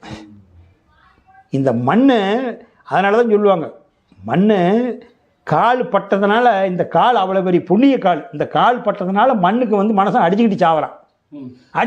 இந்த கால் இதில் பட்டதுனால. கால் படாத பொருள் ஒரு நாள் கட்ட முடியும். காட்டை கத்துமானம் பண்ணுவியா? காற்றை பிடிச்சி வைப்பியா? நெருப்பு பிடிச்சி வைப்பியா? கடல் நீரை பிடிச்சி வைப்பியா கொண்டாந்து? அதை ஒரு நாள் பிடிக்க முடியாது. அப்போ நீ ஊராம்போட்டில் ரோட்டு போகிற பொம்பளை பிள்ளை இப்படி உனக்கு எது கட்டுப்பட்டு போகுதோ அதை நீ மிரட்டுறது. ரோட்டில் போகிற பொம்பளைங்களை ஆம்பளைங்களை பார்த்து அடிச்சு விடுவியா? ஆனால் நீ ஒப்பனை மிரட்டுவ, உம்மாலை விரட்டுவ, உன்னுடைய பொண்டாட்டி மிரட்டுவ. ஏன்னா இது 3 உன்னை நம்பி இருக்குது. இது மிரட்டுறதுக்கு என்ன பெரிய ஆம்பளையா இல்லை புத்திசாலியா தைரியசாலியா? இந்த 4 உருப்படி உன்னை கட்டுப்பட்டு, உன்னோட குழந்தைங்க, உன்னோட மனைவி, உன்னை நம்பி வந்த மனைவி, உன்னை நம்பி இருக்கிற பசங்க பிள்ளைங்க, உன்னையை பெற்று கொடுத்த தாய் தந்தை வயசாகி படுத்து கிடக்கிறாங்க. இந்த 4 உருப்படி உன்னை நம்பி இருக்குது. அப்போ நீ அதை மிரட்டுற, வலு இருக்கும்போது மிரட்டுற. ஊர் அமௌண்ட்டு போய் மிரட்டுமா? அப்போ யார் மிரட்டுறா? நமக்கு எது கட்டுப்பட்டு போதோ அதை முடிக்கிற. ஏன் ஆட்டுக்கறி போடுற, இல்லை ஒரு புளிக்கறி போட, இவனை பிடிச்சி தின்னு விடுமில்லது. எது ஏமாளியாக இருக்குதோ அதை பிடிச்சி கொள்வது. புளிக்கறி பிடிச்சி பண்ணலாம் இல்லைங்க, அது ஒன்று கொண்டு தெரியுதில்ல, கொண்டு விடுமுன்னு. அப்போ இது பேர் என்ன? இதுக்கு பேர் அழகா? நமக்கு கட்டுப்பட்டு போகிறவங்கள மிரட்டுறது அழகா? அதனால் சிவனேன்னு வாழ்ந்துட்டு நாம் சிவனேன்னு இந்த மண் அப்போ பூதனாலும் பொதுவாக இருந்து எல்லாத்துக்கும் விளங்குது. இது பொதுவாக இருக்குன்னு நினச்சி தான் படைத்தான். ஆனால் அவன் நேரம் குத்தவை போட்டு வச்சுக்கிட்டு என்ன எடுத்து ஒன்றுன்னு அடிச்சுக்கிட்டு இருக்கிறான். அதனால் காற்றும் நீரும் வானும் நெருப்பும் பொதுவில் இருக்குது, மனிதன் காலில் பட்ட பூமி மட்டும் பிரிஞ்சு கிடக்குது. பிரித்து வைத்து பார்ப்பதெல்லாம் மனித இதயமே, பிரிவு மாறி ஒருமை வந்தால் அமைதி நிலவுமே, என்றும் அமைதி நிலவுமே அப்படிங்கிறான். இந்த கால் பட்டதுனால அந்த பூமியில் எத்தனை சண்டை கிடக்குது. பாட்டு ஆறுதான் இருந்துட்டு போகுது, கருத்து இருக்குதுல்ல. அதனால் நம்மளை சின்னதுலேருந்து மயக்கி, அங்கே போனால் பேய் இருக்குது, இங்கே போனால் பிசாசு இருக்குது, அங்கே போகாத இங்கே போகாத, அதை செய்யாத இதை செய்யாது, அங்கே அது வந்து இப்போ புத்து இருக்குது, இங்கே சுடுகாடு இருக்குது. இப்போ சுடுகாட்டிலே படுத்துருக்கிறான், சுடுகாட்டிலே காம்ப்ளெக்ஸ் கட்டியிருக்கிறான், பேயும் இல்லை பிசாசும் இல்லை. எங்கே இருக்குது? அதனால் நம்மளதில் பதிவெல்லாம் இப்போ நம்ம அந்த பதிவை மாற்றி ஆகணும், தலைகீழாக மாற்றி ஆகணும். மெச்சூரிட்டி ஆனதுக்கப்புறம் நீங்கள் புற வழிபாட்டிலே இருந்ததுன்னா எந்த பதிவும் மாற்ற வேண்டியதே இல்லை. அந்த பதிவு பிரகாரமே போயிட்டு இருக்கலாம் வாழியடி வாழியாக. அக வழிபாட்டுக்கு வந்துட்டால் அனைத்து பதிவையும் தலைகீழாக மாற்றணும். தலைகீழாக மாற்றினா தான் அக வழிபாட்டில் உள்ளே போக முடியும், இல்லாட்டி உள்ளே போக முடியாது ஒரு காலத்திலே. வேப்பமர உச்சியில் நின்று பேயொன்று ஆடுதுன்னு விளையாட போகும்போது சொல்லி வைப்பாங்க, உந்தன் வீரத்தை கொழுந்திலேயே கிள்ளி வைப்பாங்க. வேலையற்ற வீணர்களின் மூளையற்ற வார்த்தைகளை வேடிக்கையாக கூட நம்பிவிடாதே, நீ வீட்டுக்குள்ளே பயந்து கிடந்து வெம்பி விடாதே. மூளை இல்லாதவனுடைய வார்த்தை கேட்காத. விதியை எண்ணி வீழ்ந்து கிடக்கும் மூடனெல்லாம் மாறணும், வேலை செஞ்சா சோறு என்ற விவரம் மண்டையில் ஏறணும். எனக்கு விதிங்க, எனக்கு நேரம் சரியில்லைங்க. என்ன நேரம் சரி? நேரம் சரியில்லைங்கிறது எப்படி கண்டுபிடிச்ச? நேரம் சரியில்லைங்கிறது எதை வச்சு சொல்கிற? இல்லைங்க, ராகு நடக்குதுங்கிறாங்க, கேது நடக்குதுங்கிறாங்க. இந்த ராகு கேது எல்லாம் என்னென்னு தெரிஞ்சுக்கிட்டு போங்க. ஒரு கார் வாங்குறீங்க, உங்களுக்கு பிடிச்ச கார், அது ரோல்ஸ் ராயலோ அல்லது ஷவர்லெட்டோ பிஎம்டபிள்யூ ஏதோ ஒன்று கார் வாங்குறீங்க. இந்த கார் இயங்கிறதுக்கு ஒரு கார்னால் ஒரு பாடி, உள்ளுக்குள்ளே அதுக்கு ஒரு 2 சீட்டு, ஒரு 5 பேர் போகிற மாதிரி, 4 வீலு, அதுக்கு ஒரு இன்ஜினு, அதுக்கு ஒரு லைட்டு முன்னாடி பின்னாடி வெளிச்சம், அதுக்கு ஒரு ஹார்னு சொன்னுங்க, ஸ்டேரிங், எல்லாம் கட்டமைப்பு, இத்தனை பொருளும் அந்த கார் இயக்கத்துக்கு தானே இருக்குது. நல்லா புரிஞ்சுக்குங்க. முக்கியமாக சாதாரணமாக இருக்குது, முக்கியமான பாயிண்ட்டுக்குள்ள நுழையிறேன். இந்த கார் இயக்கத்துக்கு தானே அத்தனையும் இருக்குது. அப்போ இந்த ஓரறிவுலேருந்து மனித 6 அறிவு வரைக்கும் பஞ்சபூதங்களும் நவக்கோள்களும் இந்த உடம்புனுடைய கட்டமைப்புக்காக வேலை செய்யுது. நல்லா புரிஞ்சுக்குங்க. அப்போ மண்ணினுடைய தன்மை, மண்ணினுடைய ஏரியா கால் பாதத்திலிருந்து இடுப்பு வரைக்கும் பஞ்சபூதத்தில். நீரினுடைய ஏரியா இந்த உடலுக்கு கடல் குடல் பகுதி, திருப்பார் கடலில் இங்கே விஷ்ணு பள்ளி கொண்டிருக்கிறார். அப்போ இந்த குடல் பகுதி கடல் பகுதி, இது நீர். இந்த ஹார்ட்டும் லங்ஸும் இருக்குது. இங்கே நெருப்பு, இந்த பக்கம் நெருப்பு, இந்த பக்கம் காற்று, இந்த 2 இருந்தால் தான் எல்லாத்தையும் சமப்படுத்தும். இங்கே மண்ணிலிருந்து மேலே வந்துட்டுமா, தண்ணியிலேருந்து மேலே வந்துட்டுமா, காற்றுலேருந்து மேலே வந்துட்டுமா, இதுக்கு ஆகாசத்துக்கு போயிடுறோமா பாருங்க, படிப்படியாக வருது. அப்போ நெஞ்சுக்குழி நெருப்பு. நல்லா பார்த்துங்க, பாதத்திலிருந்து தொட வரைக்கும் மண் பகுதி. இந்த இடுப்பு, இந்த இடுப்பெலும்பு வயிறு பூரா இந்த நெஞ்சு மார்பெலும்புக்கு கீழே இது வந்து கடல் பகுதி நீர். உள்ளுக்குள்ளே சொல்லியிருக்கிறேன் அது வேறு.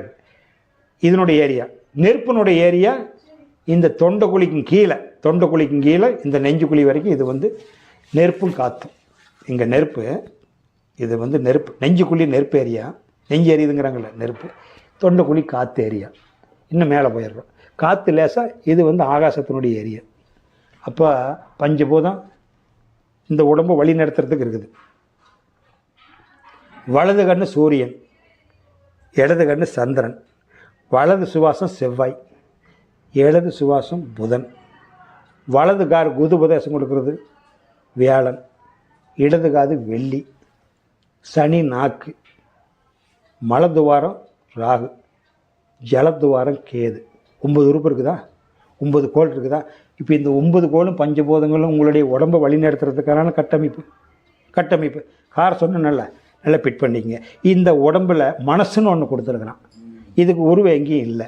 இந்த உடம்பை தூக்கிட்டு ஒரு பக்கம் போகலான்னு நினைக்கிறது, எந்திரிக்கலான்னு நினைக்கிறது, எந்திரிக்கக்கூடாதுன்னு நினைக்கிறது, இந்த உறுப்பா மனசா? மனசு தானே. கண்ணு பார்க்குது, அங்கே ஒரு தெரிஞ்ச நபர் போகிறாரு, ஆனால் இந்த மனசு எந்திரின்னு சொல்லலினா எந்திரிக்குமா? கண்ணு பார்த்ததுனால எந்திரிக்குமா? சைவம் இருக்குது, அசைவம் இருக்குது, இலையில எதை சாப்பிடலான்னு போராடுது, மனசு அனுமதி கொடுக்காத கை போகுமா? அப்போ வழி நடத்துறது மனசு தானே. அப்போ இந்த கார் இருக்குதுல்ல, இந்த கார் ஓட்டிட்டு போய் ஆக்சிடென்ட் ஆகிட்டா காரில் இருக்கிற மெட்டீரியல் ப்ராப்ளமா, டிரைவர் ப்ராப்ளமா? அப்போ உனக்கு ராகுகேது ப்ராப்ளமா, இந்த மனசு ப்ராப்ளமா? அப்போ ராகுகேதுக்கு என்ன கேரனார் இல்லையில்ல. நல்லா புரிஞ்சுக்கிட்டீங்களா? நல்லா தெளிஞ்சிக்கிட்டு போயிடணும். அப்போ இந்த ராகுகேது 9 கோள்களும் பஞ்சபூதங்களும் அது நல்ல நேரம் கெட்ட நேரம் அதில் இல்லை, அது மனித விவரம் தெரிஞ்சதுக்கப்புறம் பொழப்புக்காக வடிவமைச்சு வச்சுக்கிட்டான். 9 உறுப்புல 9 இருக்குதுல்ல, அது இல்லை. அந்த 9 கோள்களை இந்த உடம்பை கட்டமைப்பு பண்ணி வச்சிருக்குது. அது வேலை செய்யுதுன்னா அத்தனை பேருக்கு ஒரே மாதிரி தான் இருக்குண்ணா. அப்போ இந்த மனசு யாருடைய பதிவு, இந்த காரை வந்து நீ எங்கே ஓட்ட விரும்புகிறையோ, நீ எந்த ரூட்டில் போக விரும்புதோ அந்த கார் போகும், கார் மேலே தப்பு இல்லை. அப்போ இந்த மனசனை எந்த வழியில் வழிநடத்த விரும்புகிறையோ இந்த மனசை பயன்படுத்தி அந்த வழியில் இந்த மனசு போய் சிக்குண்டு போயிடுவான். இங்கே எங்கே ராகுகேதுக்கு இங்கே என்ன வேலை இருக்குது? ராகுகேது வந்து உன்னுடைய உடம்பை பராமரிக்கிறதுக்காக வந்திருக்குது அந்த ஆற்றல். புரியுதுங்களா நான் சொல்கிறது? இது அப்படியே வந்து இவன் பிஸ்னஸாக மாற்றிக்கிட்டான். இப்போ இந்த 9 இடம் சொல்லிட்டுனல்ல கோள்களுக்கு, பஞ்சபூதத்தை சொல்லிட்டுனல்ல, இதுதான் கட்டமைப்பு. அதனால் அனைத்தும் உங்களுக்குள்ளே இருக்குது. நாகராஜ் தான் கடவுள், சிவமும் நீங்கள் தான் ஜீவனும். இப்போ ஜீவனாக இருக்கிறீங்க, இந்த ஜீவன் சிவமாகணும், இந்த ஜீவன் சிவமாகணும். அதனால தான் நான் ஒரு சங்கல்பம் செட் பண்ணியிருக்கேன், உருவாக்கியிருக்கிறேன். நான் சங்கல்பம் தவம் முடிஞ்சோடனே அவங்களுக்கு மறுபடியும் அனுப்புகிறேன். அந்த சங்கல்பம் நான் உருவாக்கியிருக்கேன், அதை நீங்கள் தவம் முடிஞ்சோடனே அதை நீங்கள் டெய்லி வாழ்த்திக்கலாம். திருவருள் கருணையினால் என் திருமேனி திருமுகம் பொன்னிறமாகட்டும், ஜெகவசியம் முகவசியம் மலரட்டும், நினைவு செயல் தூய்மையாகட்டும், அருளும் பொருளும் ஆள்போல் வளரட்டும், பஞ்சபோதங்கள் பாதுகாக்கட்டும், நவக்கோள்கள் நன்மை செய்யட்டும், விஸ்வரூபம் விரிந்து அருளட்டும், சித்தம் ஜீவமாகட்டும், சிவமே பூரணமாகும், சிவமே பூரணமாக முடிஞ்சுது. இது நான் உருவாக்கின சங்கல்பம், உங்களை அனுப்பிச்சு வச்சுக்கோங்க. கரெக்டுங்களா? இவ்வளவுதான் ஐயா வாழ்க்கை. வேறு என்ன சமாச்சாரம்? அறிவின் தெளிவே ஆன்மீகம்னு சொல்லுவார் என் குருநாதர்.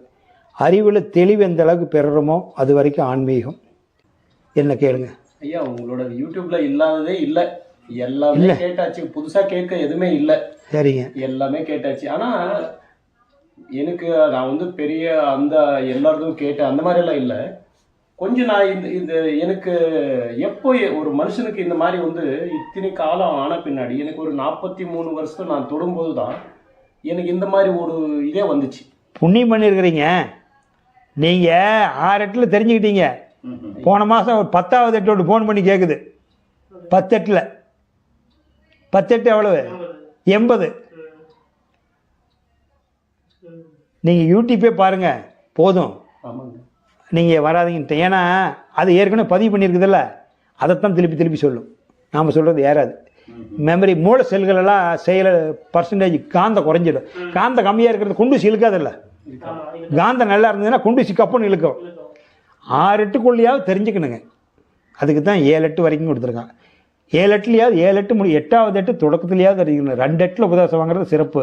8வது எட்டு தொடக்கத்துக்குள்ளே தெரிஞ்சுக்கணும். முதல் 3 எட்டு நீங்கள் வந்து முதல் 3 எட்டு கலைவாணி. முதல் 3 எட்டு கலைவாணினா சரஸ்வதி. அறிவை சேர்த்துக்கிறீங்களா? ஆமாங்க ஐயா. 3வது எட்டு 4வது எட்டுலேருந்து 7வது எட்டு வரைக்கும் 4 எட்டு நீங்கள் லட்சுமி அலைமகள். இவ வந்து கலைமகள் சரஸ்வதி, அவள் அலைமகள் லட்சுமி. போன மாதம் நீ கேட்டியல்ல, அதான் தூக்கம் வருது. அதனால் அவர் கேட்டார், தூக்கம் வருது பார்த்தியா? கேட்டதை கேட்டால் தூக்கம் வருமில்ல, தூக்கம் வருது. ஏன்னா நான் எப்படின்னா மாதம் மாதம் புதுசாக வித்தியாசமாக சொல்ல மாட்டேன். அது சொல்கிறது வியாபாரத்துக்காக சொல்லலாம், உங்கள்கிட்ட வந்து கைதட்டல் வாங்குறதுக்காக சொல்லலாம், உங்களுக்கு பிரயோசனம் இல்லை. திருக்குறள் வந்து இன்னும் 2 வருஷம் இன்னும் 2000 வருஷம் ஆனால் மாறிடுமா? பகவத்கீதை மாறுமா? அதைத்தான் நான் சொல்கிறேன். திருக்குறள், பகவத்கீதை, திருமந்திரம், திருவாசகம், திருப்புகழ், கடைசியாக வந்த திருநூலில் திரு அற்பாவோட திருநூலுடைய முள். இனிமேல் உலக அழிஞ்சு மறுபடியும் பிறந்தா தான் நூல் வரும். திரு அற்பா தான் கடைசி நூல் எண்டு. அதுக்கு மேலே திருநூல்கள் கொடுக்கறதுக்கு ஆள் இல்லை. இன்னும் உலகம் அழியிற வரைக்கும் கொடுக்க முடியாது. அது மாதிரி நூல் கொடுக்க முடியாது. அப்போ அதைத்தானே சொல்லணும். அப்போ மாற்றி மாற்றி சொல்லி என்ன பண்ண போகிறோம் நம்ம? நீங்கள் டிகிரி முடிச்சுட்டு வந்துட்டீங்க, அந்த கோர்ஸ் எடுத்துடலாமா? அடுத்தவனுக்கு வேணுமில்ல. இங்கே அப்படி தான். அதனால தான் கொட்டாய் விடுறாரு. ஏன் கொட்டாய் விடுறாருன்னு போன மாதம் கேட்டு போயிட்டார்ல, ஏன்னா அவர் ஒன்றையே சொல்கிறாருன்னு. நான் காமெடியாக நடத்துகிறேன். இப்போ நான் சொன்னது உங்களுக்கு நடத்துனதெல்லாம் விறக்கம் முடிஞ்சதுங்களா இல்லையா? ஒரு அறிவிலிருந்து நான் ஏன் மனசனை ஏன் படித்தான் பதிவு எல்லாம் சொல்லிட்டேன், கிட்டத்தட்ட சொல்லிட்டேன். அதனால் இப்போ நீங்கள் இதுதான் உலகம். வேறு என்ன கேளுங்க? ஒன்றும் இல்லை ஐயா. டெய்லி வந்து காலையில் வேலைக்கு போகிறோம், 9 மணிக்கு போய் வந்துச்சுன்னா நைட்டு 9 மணிக்கு வரும். நைட்டில் இப்போது ஒரு 5 வருஷமாக நான் வந்து நைட்டில் சாப்பிட்றதில்ல.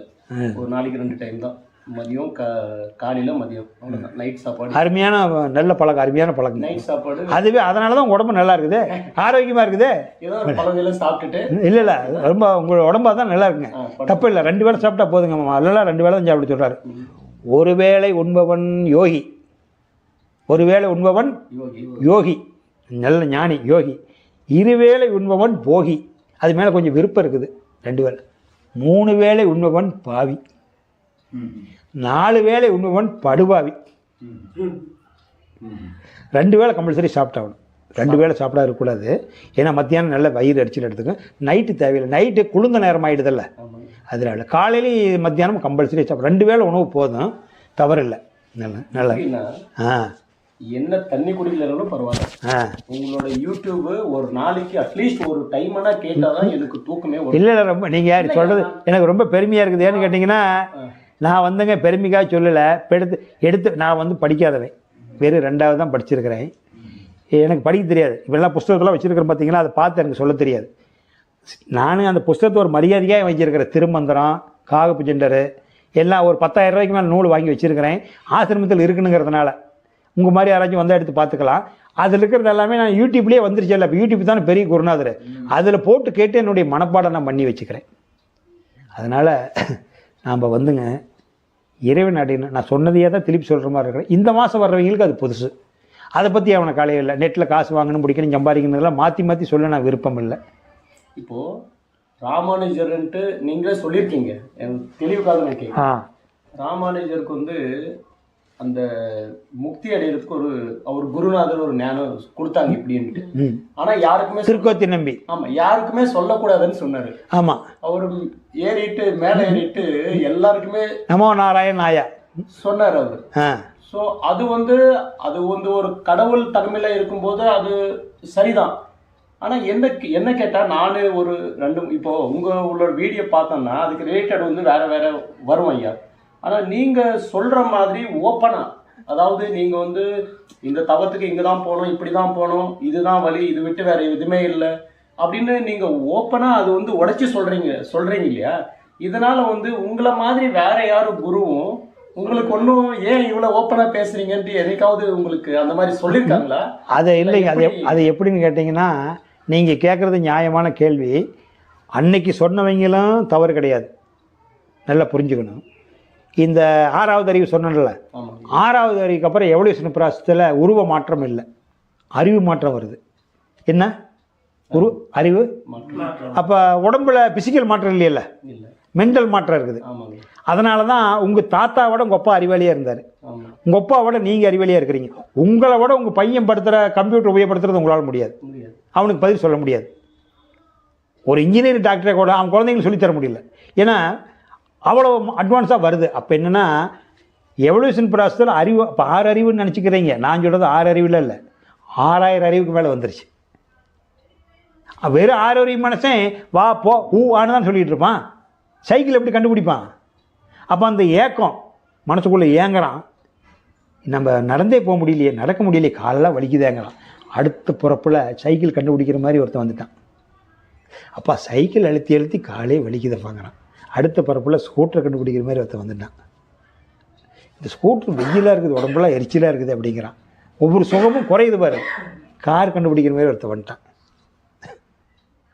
இந்த காரில் கூட நம்ம நல்லா படுத்து தூக்கிட்டு போகிற மாதிரி இல்லையாங்கிறான். அவன் ட்ரெயின் வந்துட்டான் பர்த்தோட. இந்த ட்ரெயினை விட ஈஸியாக என்ன ஃப்ளைட்டு கண்டுபிடிச்சான். கோயம்புத்தூர்லேருந்து மெட்ராஸ் போனால் 500 கிலோமீட்ரு, ஆனால் ஃப்ளைட்டில் 45 நிமிஷம். பஸ்ஸில் 7 மணி நேரம் போகணும், காரில் 6 மணி நேரம் போகணும். ஆனால் எத்தனை மடங்கு 45 நிமிஷம் கற்பனை பண்ணி. அதே தான் தூரம் தானே, தூரம் தானே. அந்த மாதிரி தான் அந்த ஆன்மீக அறிவு. அன்னைக்கு சொன்ன மகான்களும் கரெக்டு, நாம் சொல்கிறதும் கரெக்டு. மனசுக்கு தோணுது, இந்த மாதிரி சொல்லி தோணுது, அறிவுக்கு தோணும் உங்களுக்கு. இப்போ நீங்கள் வந்து எம்பிஎல் வரைக்கும் முடிச்சிட்டீங்க, உங்கள் ப்ரொஃபஸர்கிட்ட கேட்குறீங்க. அப்போ நீங்கள் தொடக்கப்பள்ளி முடிச்சிட்டீங்க, உயர்நிலை முடிச்சிட்டீங்க, மேல்நிலை முடிச்சிட்டீங்க, யூஜி பிஜி முடிச்சிட்டீங்க, எம்பிஎல் முடிச்சிட்டீங்க. அப்போ நீங்கள் மாஸ்டர்கிட்ட வாத்தியார்கிட்ட கேட்டால் இதுக்கு மேலே படிப்பில்லை நாகராஜ், மாஸ்டர் ஆஃப் பிலாசபி எண்டு, நீ வேணால் ஒரு முயற்சி பண்ணுப்பா, ஒரு பிஹெச்டி பண்ணு. இப்போ நீங்கள் பிஹெச்டி நீங்கள் தான் பண்ணுறீங்க, ஐடியா தான் கேட்பீங்க சில பேர்த்திட்ட. இப்போ பிஹெச்டின்னு தனியாக படிப்பு ஒன்றும் இல்லை, அது நீங்கள் ஒரு புத்தகத்தை சப்மிட் பண்ணணும் டாக்டரேட்டுக்கு, அப்படி தானே? அந்த மாதிரி தான் இதுவும். அவங்களுக்கு இல்லை, நம்ம மேலே வந்துடுறோம். அப்போ அந்த சொல்லிக் கொடுத்த வாத்தியார் அந்த இடத்துல தான் இருப்பார். இவன் அதையும் தாண்டி அமெரிக்கா போயிடுறான். ஆமாம். அதனால் அறிவு தேடுதல் இருக்கிற வரைக்கும், தேடுதலுக்காக சொல்ல, தேடுதல் இல்லாதவனுக்கு அது அறிவு மங்கி, அவர் சொல்லிக் கொடுத்தே செய்ய முடியாதவனு இருப்பான். அதனால தான் நான் சொல்கிறது அறிவின் தெளிவே ஆன்மீகம். இந்த கும்பிடுறது, கண்ணை மூடி உட்காந்து இருக்க பிடிக்கிறதுலாம் 2ஆம் பட்சம். அது மனம் அது செம்மையாயிட்டு நீ தியானம் பண்ண வேண்டாம், எதுவுமே பண்ண வேண்டாம். இப்போ இந்த மாதிரி எந்த உயிருக்கு தீங்கு செய்யக்கூடாதுன்னு தெரியுதில்ல, அப்போ நீ எதுவுமே தியானமாக பண்ணாது. யார் ஒன்று பண்ண சொல்கிறா? வேலைக்கு போ, வீட்டில் இரு, கம்முன்னு உட்காந்துரு, டைம் கிடைக்கிறப்பெல்லாம் ஒரு மரத்துக்கடியை உட்காந்துரு, வீட்டில் இரு, தனிமையில் இரு, யார்கிட்டையும் பேச்சு கொடுக்காத, வீட்டில் இருந்தால் வீட்டில் படுத்துவங்க. ஆனால் 7-8 வரைக்கும் எல்லாத்தையும் கூட வளர்ந்து விளையாடு, கணவன் மனைவியோட விலகி இருக்கக்கூடாது. 7-8 வரைக்கும் குடும்பத்துட்டு விலகி இருக்கக்கூடாது, ஜாக்கிரதையாக இருக்கணும். நான் சொல்கிறது 7-8 வரைக்குமே நீ குடும்பத்தில் 7-8க்கு மேலே கடவுள் உனக்கு ஆயுசு கொடுத்துருக்குறானா 8ஆவதுலேருந்து முழுமையாக தனிமையும் கடைபிடி. அப்போ வீட்டுட்டு போகக்கூடாது, ஆனால் வர செலவு வச்சுக்கூடாது. வீட்டில் மனைவி மக்கள்கிட்ட யார்கிட்டையும் வர செலவு வச்சு எல்லாத்தையும் அது வரைக்கும் காப்பாற்றி விட்டீர்ல, 3 வளர்த்தி விட்டீர்ல பையனை. அதுக்கு மேலே நீ என்ன வளர்த்துறது? அப்புறம் நீ அவனை கடைப்பிடிக்கிற? பொண்டாட்டிக்கு மட்டும்தான் ஆயுள் காலம் வரைக்கும் இருக்கு, நம்மள நம்பி வந்திருக்கிறா. அப்போ ஆயுள் காலம் வரைக்கும் நீ 8ஆவது வீட்டில் கூட அவர் சோறு திங்கிறது வரைக்கும் இல்லாதையே இருக்க போகிற. ஆமாம், நீ சோறு தின்னுக்கிட்டு நான் இங்கேயே போகிறேன், ஆசிரமத்துக்கு போகிறேன், ஒரு 10 நாள் வெளியூர் போகிறேன், நான் ரிஷிகேஷ் போகிறேன், திருவண்ணாமலை போகிறேன், பழனி போகிறேன், ஒரு 10 நாளைக்கு இருந்துட்டு வரேன், நீ சாப்பிட்டுட்டு மாறாசி ஜாக்கிரதை சொல்லிட்டு போங்க. எதுக்கு ஒன்று அவளை கேட்குறேன்? 7-8 வரைக்கும் வாழ்ந்துருக்குறீங்களா அவ கூட? அப்போ அதனால சொல்கிறது. அப்போ 3-8 சரஸ்வதி, 4-8 லட்சுமி, பணம் செல்வம் செல்வாக்கு எல்லாம் லட்சுமி, புரியுதுங்களா? அப்போ 7-8 8ஆவது 8 நீங்கள் சக்தியாக மாறிடணும்.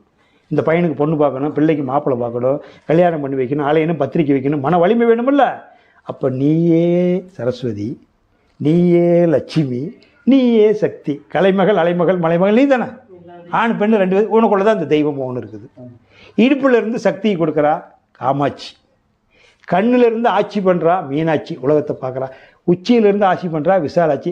அப்போ காமாட்சி நீ தான், மீனாட்சி நீ தான், விசாலாட்சி நீ தான், அலைமகள், கலைமகள், மலைமகள் நீ தான். வேறு என்ன வேணும்? இங்கே பிரம்மா விஷ்ணு இருக்கிறாரு, விஷ்ணு இங்கே இருக்கிறாரு, இங்கே பிரம்மா இருக்கிறாரு, சிவன் இருக்கிறாரு, மும்மூர்த்தியும் உனக்குள்ளே தான் இருக்குது, அனைத்து தெய்வங்களும் உனக்குள்ளே இருக்குது. வேறு என்ன சந்தேகம் கேளுங்க?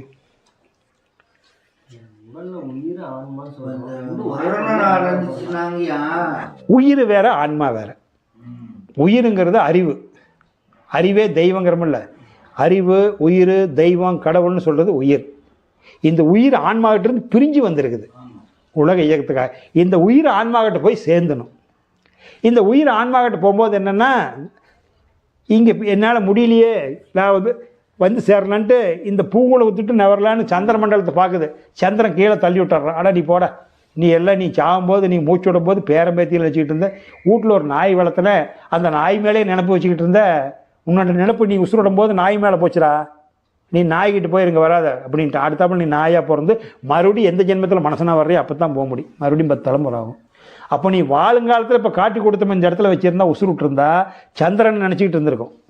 அப்போ உன்னுடைய ஆன்மா சந்திர மண்டலத்துக்கு போயிடும், பிறப்பு எடுக்காது. ஆனால் இன்னொரு பிறப்பு எடுக்கும், ஞானியாக பிறப்பு எடுக்கும்.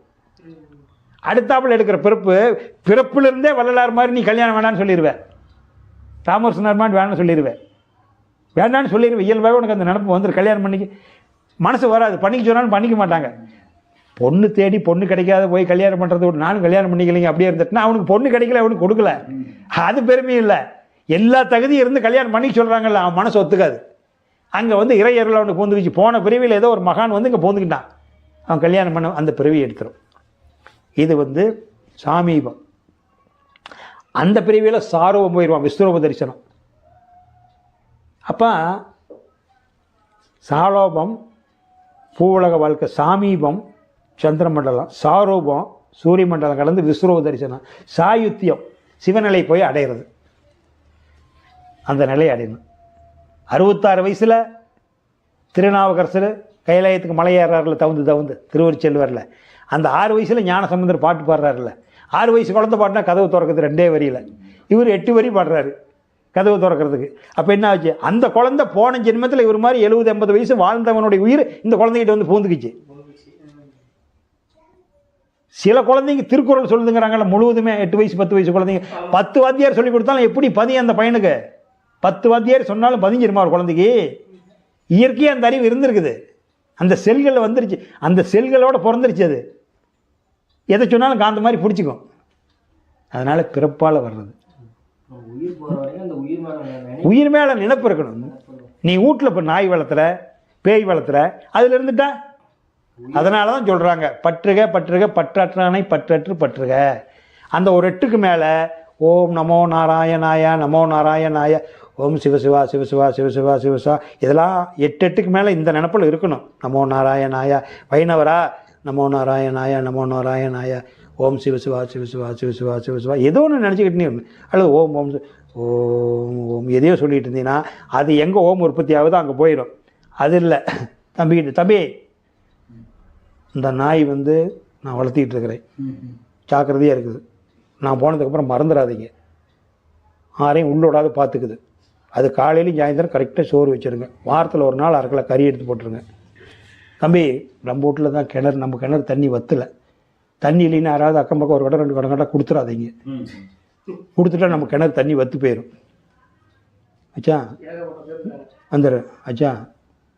அப்புறம் பக்கத்து வீட்டுக்கார பொம்பளை, அவங்க குடும்பம் சரியில்லை, அவங்க மாமியார் ஆகாசி பிடிச்சிவா, பண வரி பிடிச்சி செத்து போயிட்டா, அவங்கள்ட்ட சாவாசி வச்சுக்காதீங்க. அதனால் இதெல்லாம் எங்கள் தன்னை பற்றி எல்லாத்தையும் சுற்றிக்கிட்டு இருக்குது. அப்போ சாவு வந்துடும். ஏமா வந்துட்டான், எப்போ வருவான் யாருக்கு தெரியும்? இப்போவோ சற்று நேரத்திலோ, இரவிலோ, பகலிலோ, அப்புலோ தீயிலோ, எப்போ வர்றான்னு யாருக்கு தெரியும்? எப்போதாகிலும் கூத்துவன் வருவான், அப்போதந்த கூத்துவன் தன்னை உன்னோடும் போக மாட்டான், மண்ணோடும் போக மாட்டான், மனையோடும் போக மாட்டான், பொன்னோடும் போக மாட்டான், பொருளோடும் போக மாட்டான், உன்னோடும் போக மாட்டான், உயிரோடு போவானே. எதை கொண்டு போகிறான்? அப்பா யமனே, கந்தசாமி பொதுவாக சொல்கிறேன், கந்தசாமி உனக்கு ஆயுள் காலம் வந்துருச்சு, இன்றைக்கி உன்னோட டேட் ஆஃப் டெத். நான் யார் தெரியுமா? எங்கிட்ட வந்து இன்னும் கலவை எருமை மேலே நின்றுட்டு நீ என்னமோ சொல்லிகிட்டு இருக்கிற, ஒரு எட்டி வச்சுனா போய் எட்டி உதப்பி உதச்சி பாரு பார்க்கலாம். எருமை மேலே நின்றுட்டு என்ன வெட்டி, இந்த ஊருக்கே தெரியுமா நான் ராஜா, 100 ஏக்கரா சொந்தக்காட்டு இருக்குது அப்படின்னு என்ன வாதாடுறான். கடைசியில் பெரிய ஆள் தான் தெரிஞ்சுக்கிட்டான். ஏமே ஒன்று பண்ணு, உனக்கு ஒரு 10 ஏக்கரா தரேன், மண்ணோடும் போக மாட்டான், நிறைய வீடு இருக்குது, ஒரு வீடு தரேன், மனையோடும் போக மாட்டான். தங்கம் நிறைய இருக்குது, பொண்ணு ஒரு 1000 பவுன் தரேன், பொண்ணோடும் அங்கே வீட்டில் இருக்கிறாங்க ஒரு அங்கே இவனை போட்டு போயிடாத, இவனுக்கு புழு பிடிச்சி நாரி போயிடுவான், இவனை கூட்டி போயிடுவாங்க, உன்னோடு போக மாட்டான், உசுரோடு போவானே. கண்ணு முடி இம முடி இருக்குதில்ல, எல்லாம் தான் இருக்குது, அப்படியே 75 கிலோ படுத்துருக்குதில்ல, ஏன் நடமாட மாட்டேங்குது? ஏப்பா நடமாடல? அப்போ நான் செஞ்சேங்கிற இரவல் தந்தவன் கேட்கின்றான். காசுக்காக வாங்கிட்டு வந்தேன், உசுறு காசுக்காக வந்தது, காசு கொடுத்து வாங்கினியா? இரவலை தானே வந்தது. இரவல் தந்தவன் கேட்கின்றான், அதை இல்லை என்றால் அவன் விடுவானா? உறவை சொல்லி அழுவதனாலே உயிரை மீண்டும் தருவானா? கூக்குரலாலே கேட்காது, கோர்ட்டுக்கு போனா செய்க்காது, அந்த கோட்டையில் நுழைந்தால் திரும்பாது. திரும்புமா? அப்போ நீ இதெல்லாம் இருக்கிறவோ தெரிஞ்சுக்கலாமல்ல. எல்லாத்தையும் நீ விட்டுட்டு போகிற பொருள் கஷ்டப்பட்டிய, ஒரு நாள் வந்து உபதேசம் வாங்கிட்டு ஒரு 5000 10,000 அவங்ககிட்ட கொடுத்து வாங்கிட்டு என்ன தெரிஞ்சுக்கலான்னா 10 நிமிஷத்தில் தெரிஞ்சுக்கலாம். உலகம் எப்போ முக்தி அடைஞ்சிருக்காது? 12 வருஷம் கஷ்டப்படணுங்க. இதை கேட்டுக்கிட்டு இருக்கிறீங்க, அடுத்த ஆள் வந்தாலும் சரி வராடும் சரி கவலை இல்லை. பொய் சொல்லி ஏமாற்றக்கூடாது. ஒரு உபதேசம் வாங்கினீங்களா உங்களுக்கு படிக்கிறதுக்கு 12 வருஷம் ஆகணும். ராமாயணத்தில் எத்தனை வருஷம் அவனை ஒதுக்கி வைக்கிறாங்க, வனவாசம் போகிறாங்க.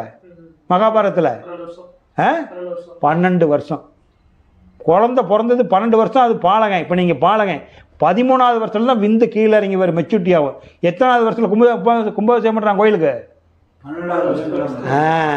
அப்போ இன்னைக்கு உபதேசம் வாங்கிட்டா இது வேலை செய்யறதுக்கு 12 வருஷம் ஆகும். சும்மா பொய் சொல்லிலாம் நாளை நடத்தக்கூடாது. அப்போ அந்த ஆன்மா எதில் நினப்பு வச்சுருந்ததோ அப்போ அப்பளோ தீயிலோ சாயந்தரம் நேரம் 6 மணிக்கு மேலே யாருக்கும் நெருப்பு கடன் கொடுத்துறாத, லட்சுமிம்பாங்க நெருப்பை கடன் கொடுத்துட்டீங்கன்னா நம்ம மகாலட்சுமி போயிருமாங்க, சொல்லி வச்சு போயிட்டா மாமியா. அப்போ இவன் சாகும்போது இவன் நெருப்பு கோயில் கொடுத்துருவாள், நம்ம இருக்கிற வரையும் ஜாக்கிரதையாக பார்த்துக்கிட்டப்பா. அப்போ அந்த உசுறு நெருப்பு மேலே தான் இருக்கும், நாளைக்கு அடுப்பில் தான் எரிஞ்சிக்கிட்டு இருப்பான். தண்ணி மேலே தண்ணி கிடத்துலேயே நினச்சிக்கிட்டு இருந்திருக்கான். எங்கே இருக்குது நினப்பு? உசுறு போகும்போது நாய் மேலே நினச்சிக்கிட்டு இருந்தான். எதில் அந்த நாய் மேலே நினச்சிட்டு இருக்கும்போது டப்புன்னு உசுறு நின்று போச்சுன்னா இவன் நினச்சிக்கலாம் எங்கள் ஆயா அதை நினச்சிது இது நினச்சிது. ஆயை நினச்சது உன்னால் எங்கே சொல்ல முடியும்? எங்கள் தாத்தா தண்ணி வாங்கி கொடுத்தாரு, என்னமோ சொல்ல நினச்ச, நீ சொல்ல பார்க்கலாம். அந்த நினப்பு அவனுக்கு சொந்தங்க, அவன் சொத்து தான் உனக்கு சொந்தம், நினப்பு அவனுக்கு சொந்தம். அந்த நினப்பு இன்னொரு பிறவி எடுக்க போயிடுச்சு. அப்போ அந்த நினப்பு ஒரு நினைவாக இருந்தால் தான் அங்கே போய் சேரும். பல நினைவை கழித்து ஒரு நினைவில் நிற்கணும், அப்போ தான் அங்கே போய் நிற்கும். அதனால் இவ்வளோ சமாச்சாரம் இருக்குதுங்க ஆன்மீகத்தில்.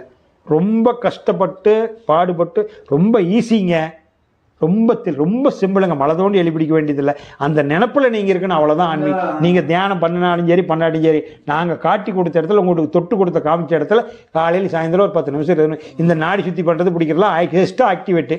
உடம்பு நல்லா இருக்குது, ஆரோக்கியமாக இருக்குது. நீங்கள் எந்த நாடி சுற்றியும் பண்ண வேண்டாம். இதை மட்டும் தினசரி 1/2 மணி நேரம் நினச்சிக்கிட்டு எந்திரிச்சு போங்க, அதே போதும்.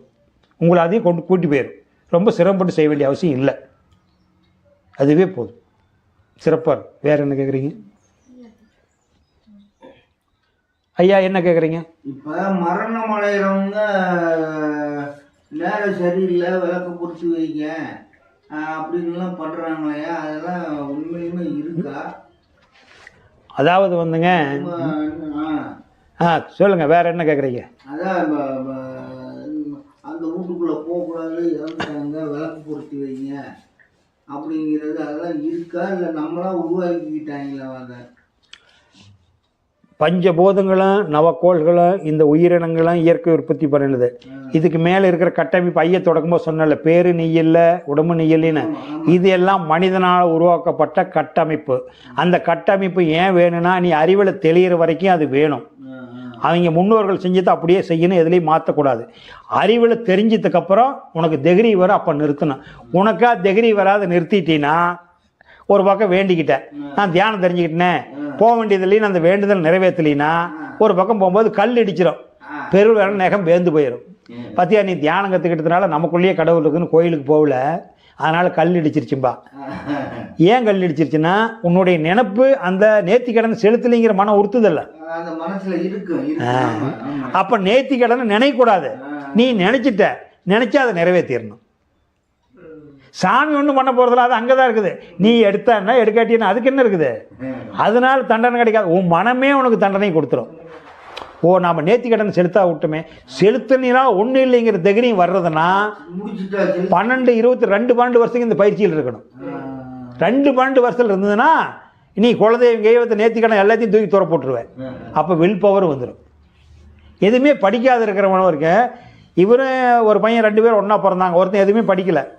ஒருத்தன் 24, 12 டிகிரி முடிச்சிட்டான், MBA முடிச்சிட்டான். இவன் MBAவே முடிக்கல, சும்மா வேலை கூலி வேலை செஞ்சுட்டு பிடிச்சிட்டா இருக்கிறான். 2 பேத்துக்கு 24 வயசு. அந்த MBA படிச்சவனுக்கு தைரியம் இவனுக்கு வருமா? 2 பேரும் மனசும் ஒன்று தான். உங்களுடைய பதிவு தான் உங்களை பயப்படுத்துறதும் பயப்படுத்தாது இருக்கிறதும் உங்களுடைய மனப்பதிவு தான். அப்போ அந்த சனங்க வாழையடி வாழையை இதை தெரிஞ்சிக்காது இருக்கிறதுனால பொக்குன்னு போயிடுவான். பொக்குன்னு போகிறதுனால 7 நாளுமே வெள்ளிக்கிழமை எல்லாமே நல்லவன். கெட்டவங்கிற வார்த்தை சொல்லலே நல்லவன் அடையாளம் கட்ட முடியுமா? முடியாது. எல்லாமே நல்ல நேரம், சுக்கர நேரம். சுக்கர எல்லா வாரையும் 12 to 11 சுக்கரை, 12 to 1 சுக்கர நேரம் ஆச்சா. 1 to 3 சுக்கரை, 3 to 4 சுக்கரை. நீ நம்புவியா? கெட்ட நேரம் வந்து இல்லாத என்னையா பூரா சுக்கரனாக சொல்லிட்டு இருக்கிறேன்.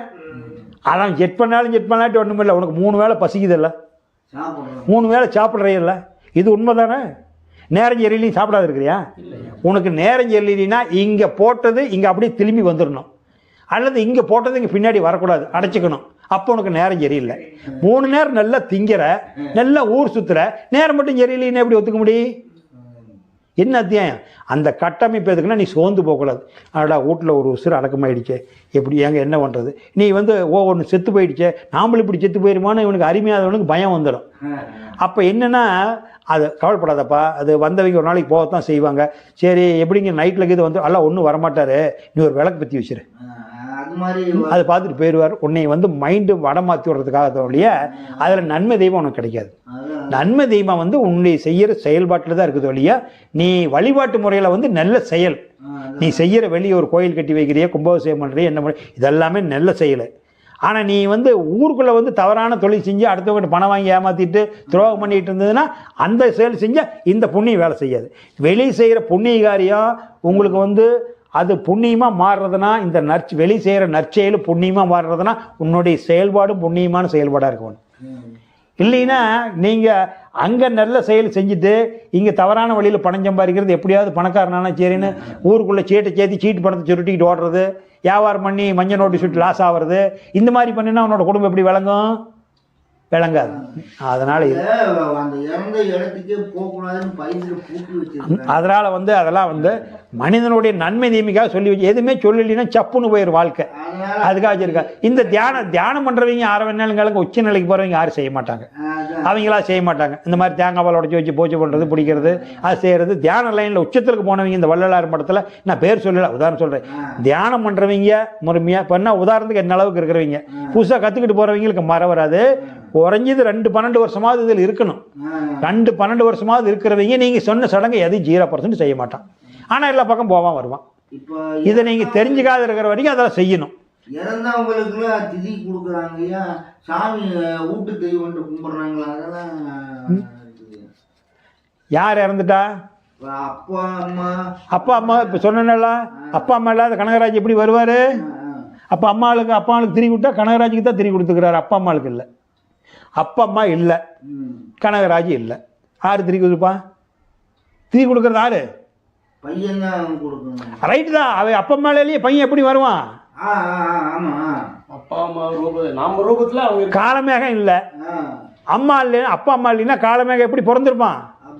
அப்போ காலமேகம் இருக்கிற வரைக்கும் அப்பா அம்மா இருக்கிறாங்களா இல்லையா? இருக்காங்க. அப்புறம் எப்படி அப்பா அம்மாவுக்கு எதுக்கு போய் திதி கொடுக்கணும்? எதுக்கு நீ கொடுக்குற? ஆனால் நீ கொடுக்கறதுனால 4 பேர் பிழைப்பாங்க, அதுக்கு உதவும். நீ கொடுக்கறதுனால 4 பேர் உனக்கு நடக்காது. நீ நினைச்சு புரியுதா? அப்பா அம்மா இல்லைன்னா காலமேகம் பிறப்பாரா? அப்போ அப்பா அம்மா காலமேகத்துக்குள்ள இருக்கிறாங்கல்ல? நான் சொல்றது நல்லா விளங்குதுங்களா? விளங்கலையா? அப்போ அப்பா அம்மா இல்லைன்னா காலமேகம் ஒன்று உற்பத்தி பண்ணாருன்னா அது உன்னுடைய வாரிசு தான். நீ யாருக்குள்ள இருக்கிற? நீயும் பொண்டாட்டியும் யாருக்குள்ள இருக்கிறீங்க? உன்னோட வாரிசுக்குள்ள இருக்கிறீங்க. நீங்க இல்லை, நீயும் உங்கள் வீட்டுக்காரையும் உன்னுடைய வாரிசுக்குள்ள இருக்கிறீங்க. புரியுதா? புரியுதா நான் சொல்கிறது? அப்பா அம்மா உசுரோடு இருக்கும்போது நீ கும்பிடுற, ஆனால் அப்பா அம்மா அதுக்காக வணங்கக்கூடாதுன்னு அர்த்தமாக வணங்கு. அவங்க வேறு ட்ரெஸ்ட்டை ஏற்படுத்து. ஏற்கனவே சொல்லியிருக்கிறேன், வருஷம் கண்டா 1000 பேத்துக்கு சோறாக்கி போடு, துணிமணி எடுத்து கொடு, திதி கொடுக்காது. திதி கொடுத்தா அவங்க இல்லைன்னு அர்த்தம். அவங்க நான் கேட்குறது இது என்னுடைய ஐடியா, நீங்கள் செய்கிறது செய்யுங்க, நான் வேண்டான்னு சொல்லலை. அறிவில் தெளிவுபடுத்த வேண்டியது என்னுடைய வேலை. சரி, திதி கொடுக்கறதுனா ஒரு பொருள் இல்லைன்னு தான், இல்லாதவங்களுக்கு தான் திதி கொடுக்குறோம். அப்பா அம்மாவுக்கு நீ கொடுக்குறங்கிற நீ கேட்டது. உன்னுடைய அப்பா அம்மா இல்லைன்னா நீ எப்படி வருவ? நான் சொல்றது நல்லா தமிழில் தான் சொல்கிறேன். அப்பா அம்மா இல்லைன்னா நீ எப்படி வருவ? அப்போ நீ இருக்கிற போது உனக்குள்ள அப்பா அம்மா இருக்கிறாங்கல்ல, ஏன் அவங்களுக்கு திதி கொடுக்குற? அப்போ அவங்க நினைக்க வேண்டாம்னு சொல்கிறீங்களா? அவங்க பேர் ட்ரெஸ்ட்டை ஏற்படுத்து, வருஷம் கண்டா 1000 பேத்துக்கு சோறாக்கி போடு. அனாதாசிரமத்தில் போய் ஒரு 100 பேத்துக்கு பணம் கட்டி சோறு போடு. அப்பா அம்மா நினைவு நாள் வரதான் சோறு போடு. அவங்க உடம்பு மறைஞ்சிருச்சு, உனக்குள்ளே இருக்கிற இந்த உடம்பு கொடுத்துட்டு போயிட்டாங்கப்பா.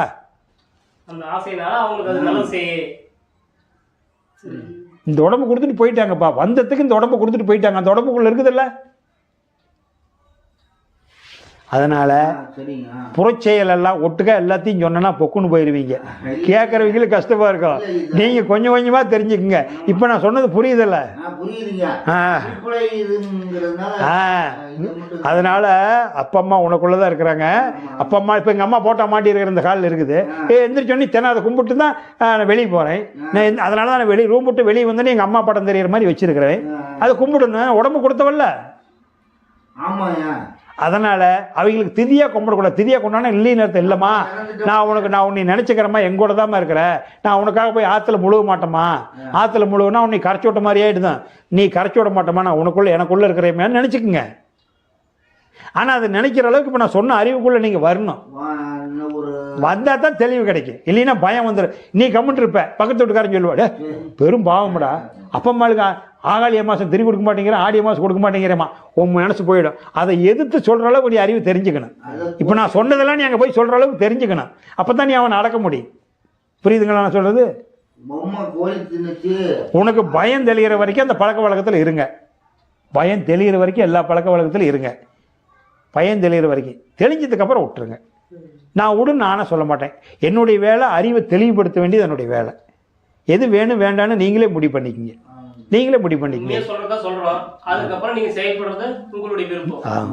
ஆனால் அந்த கட்டமைப்புலாம் இல்லைன்னா மனசன் காட்டு மனதனாவே இருக்கிறான், சிக்குண்டு போயிடுவோம்.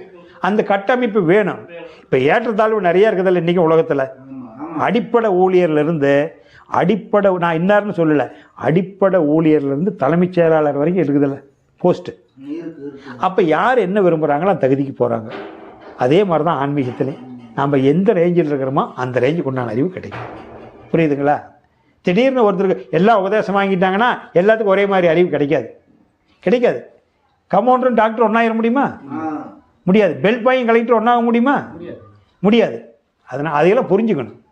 நம்ம எந்த ரேஞ்சில் இருக்கிறோமோ அந்த ரேஞ்சில் தான் நமக்கு அறிவு கிட்டும்.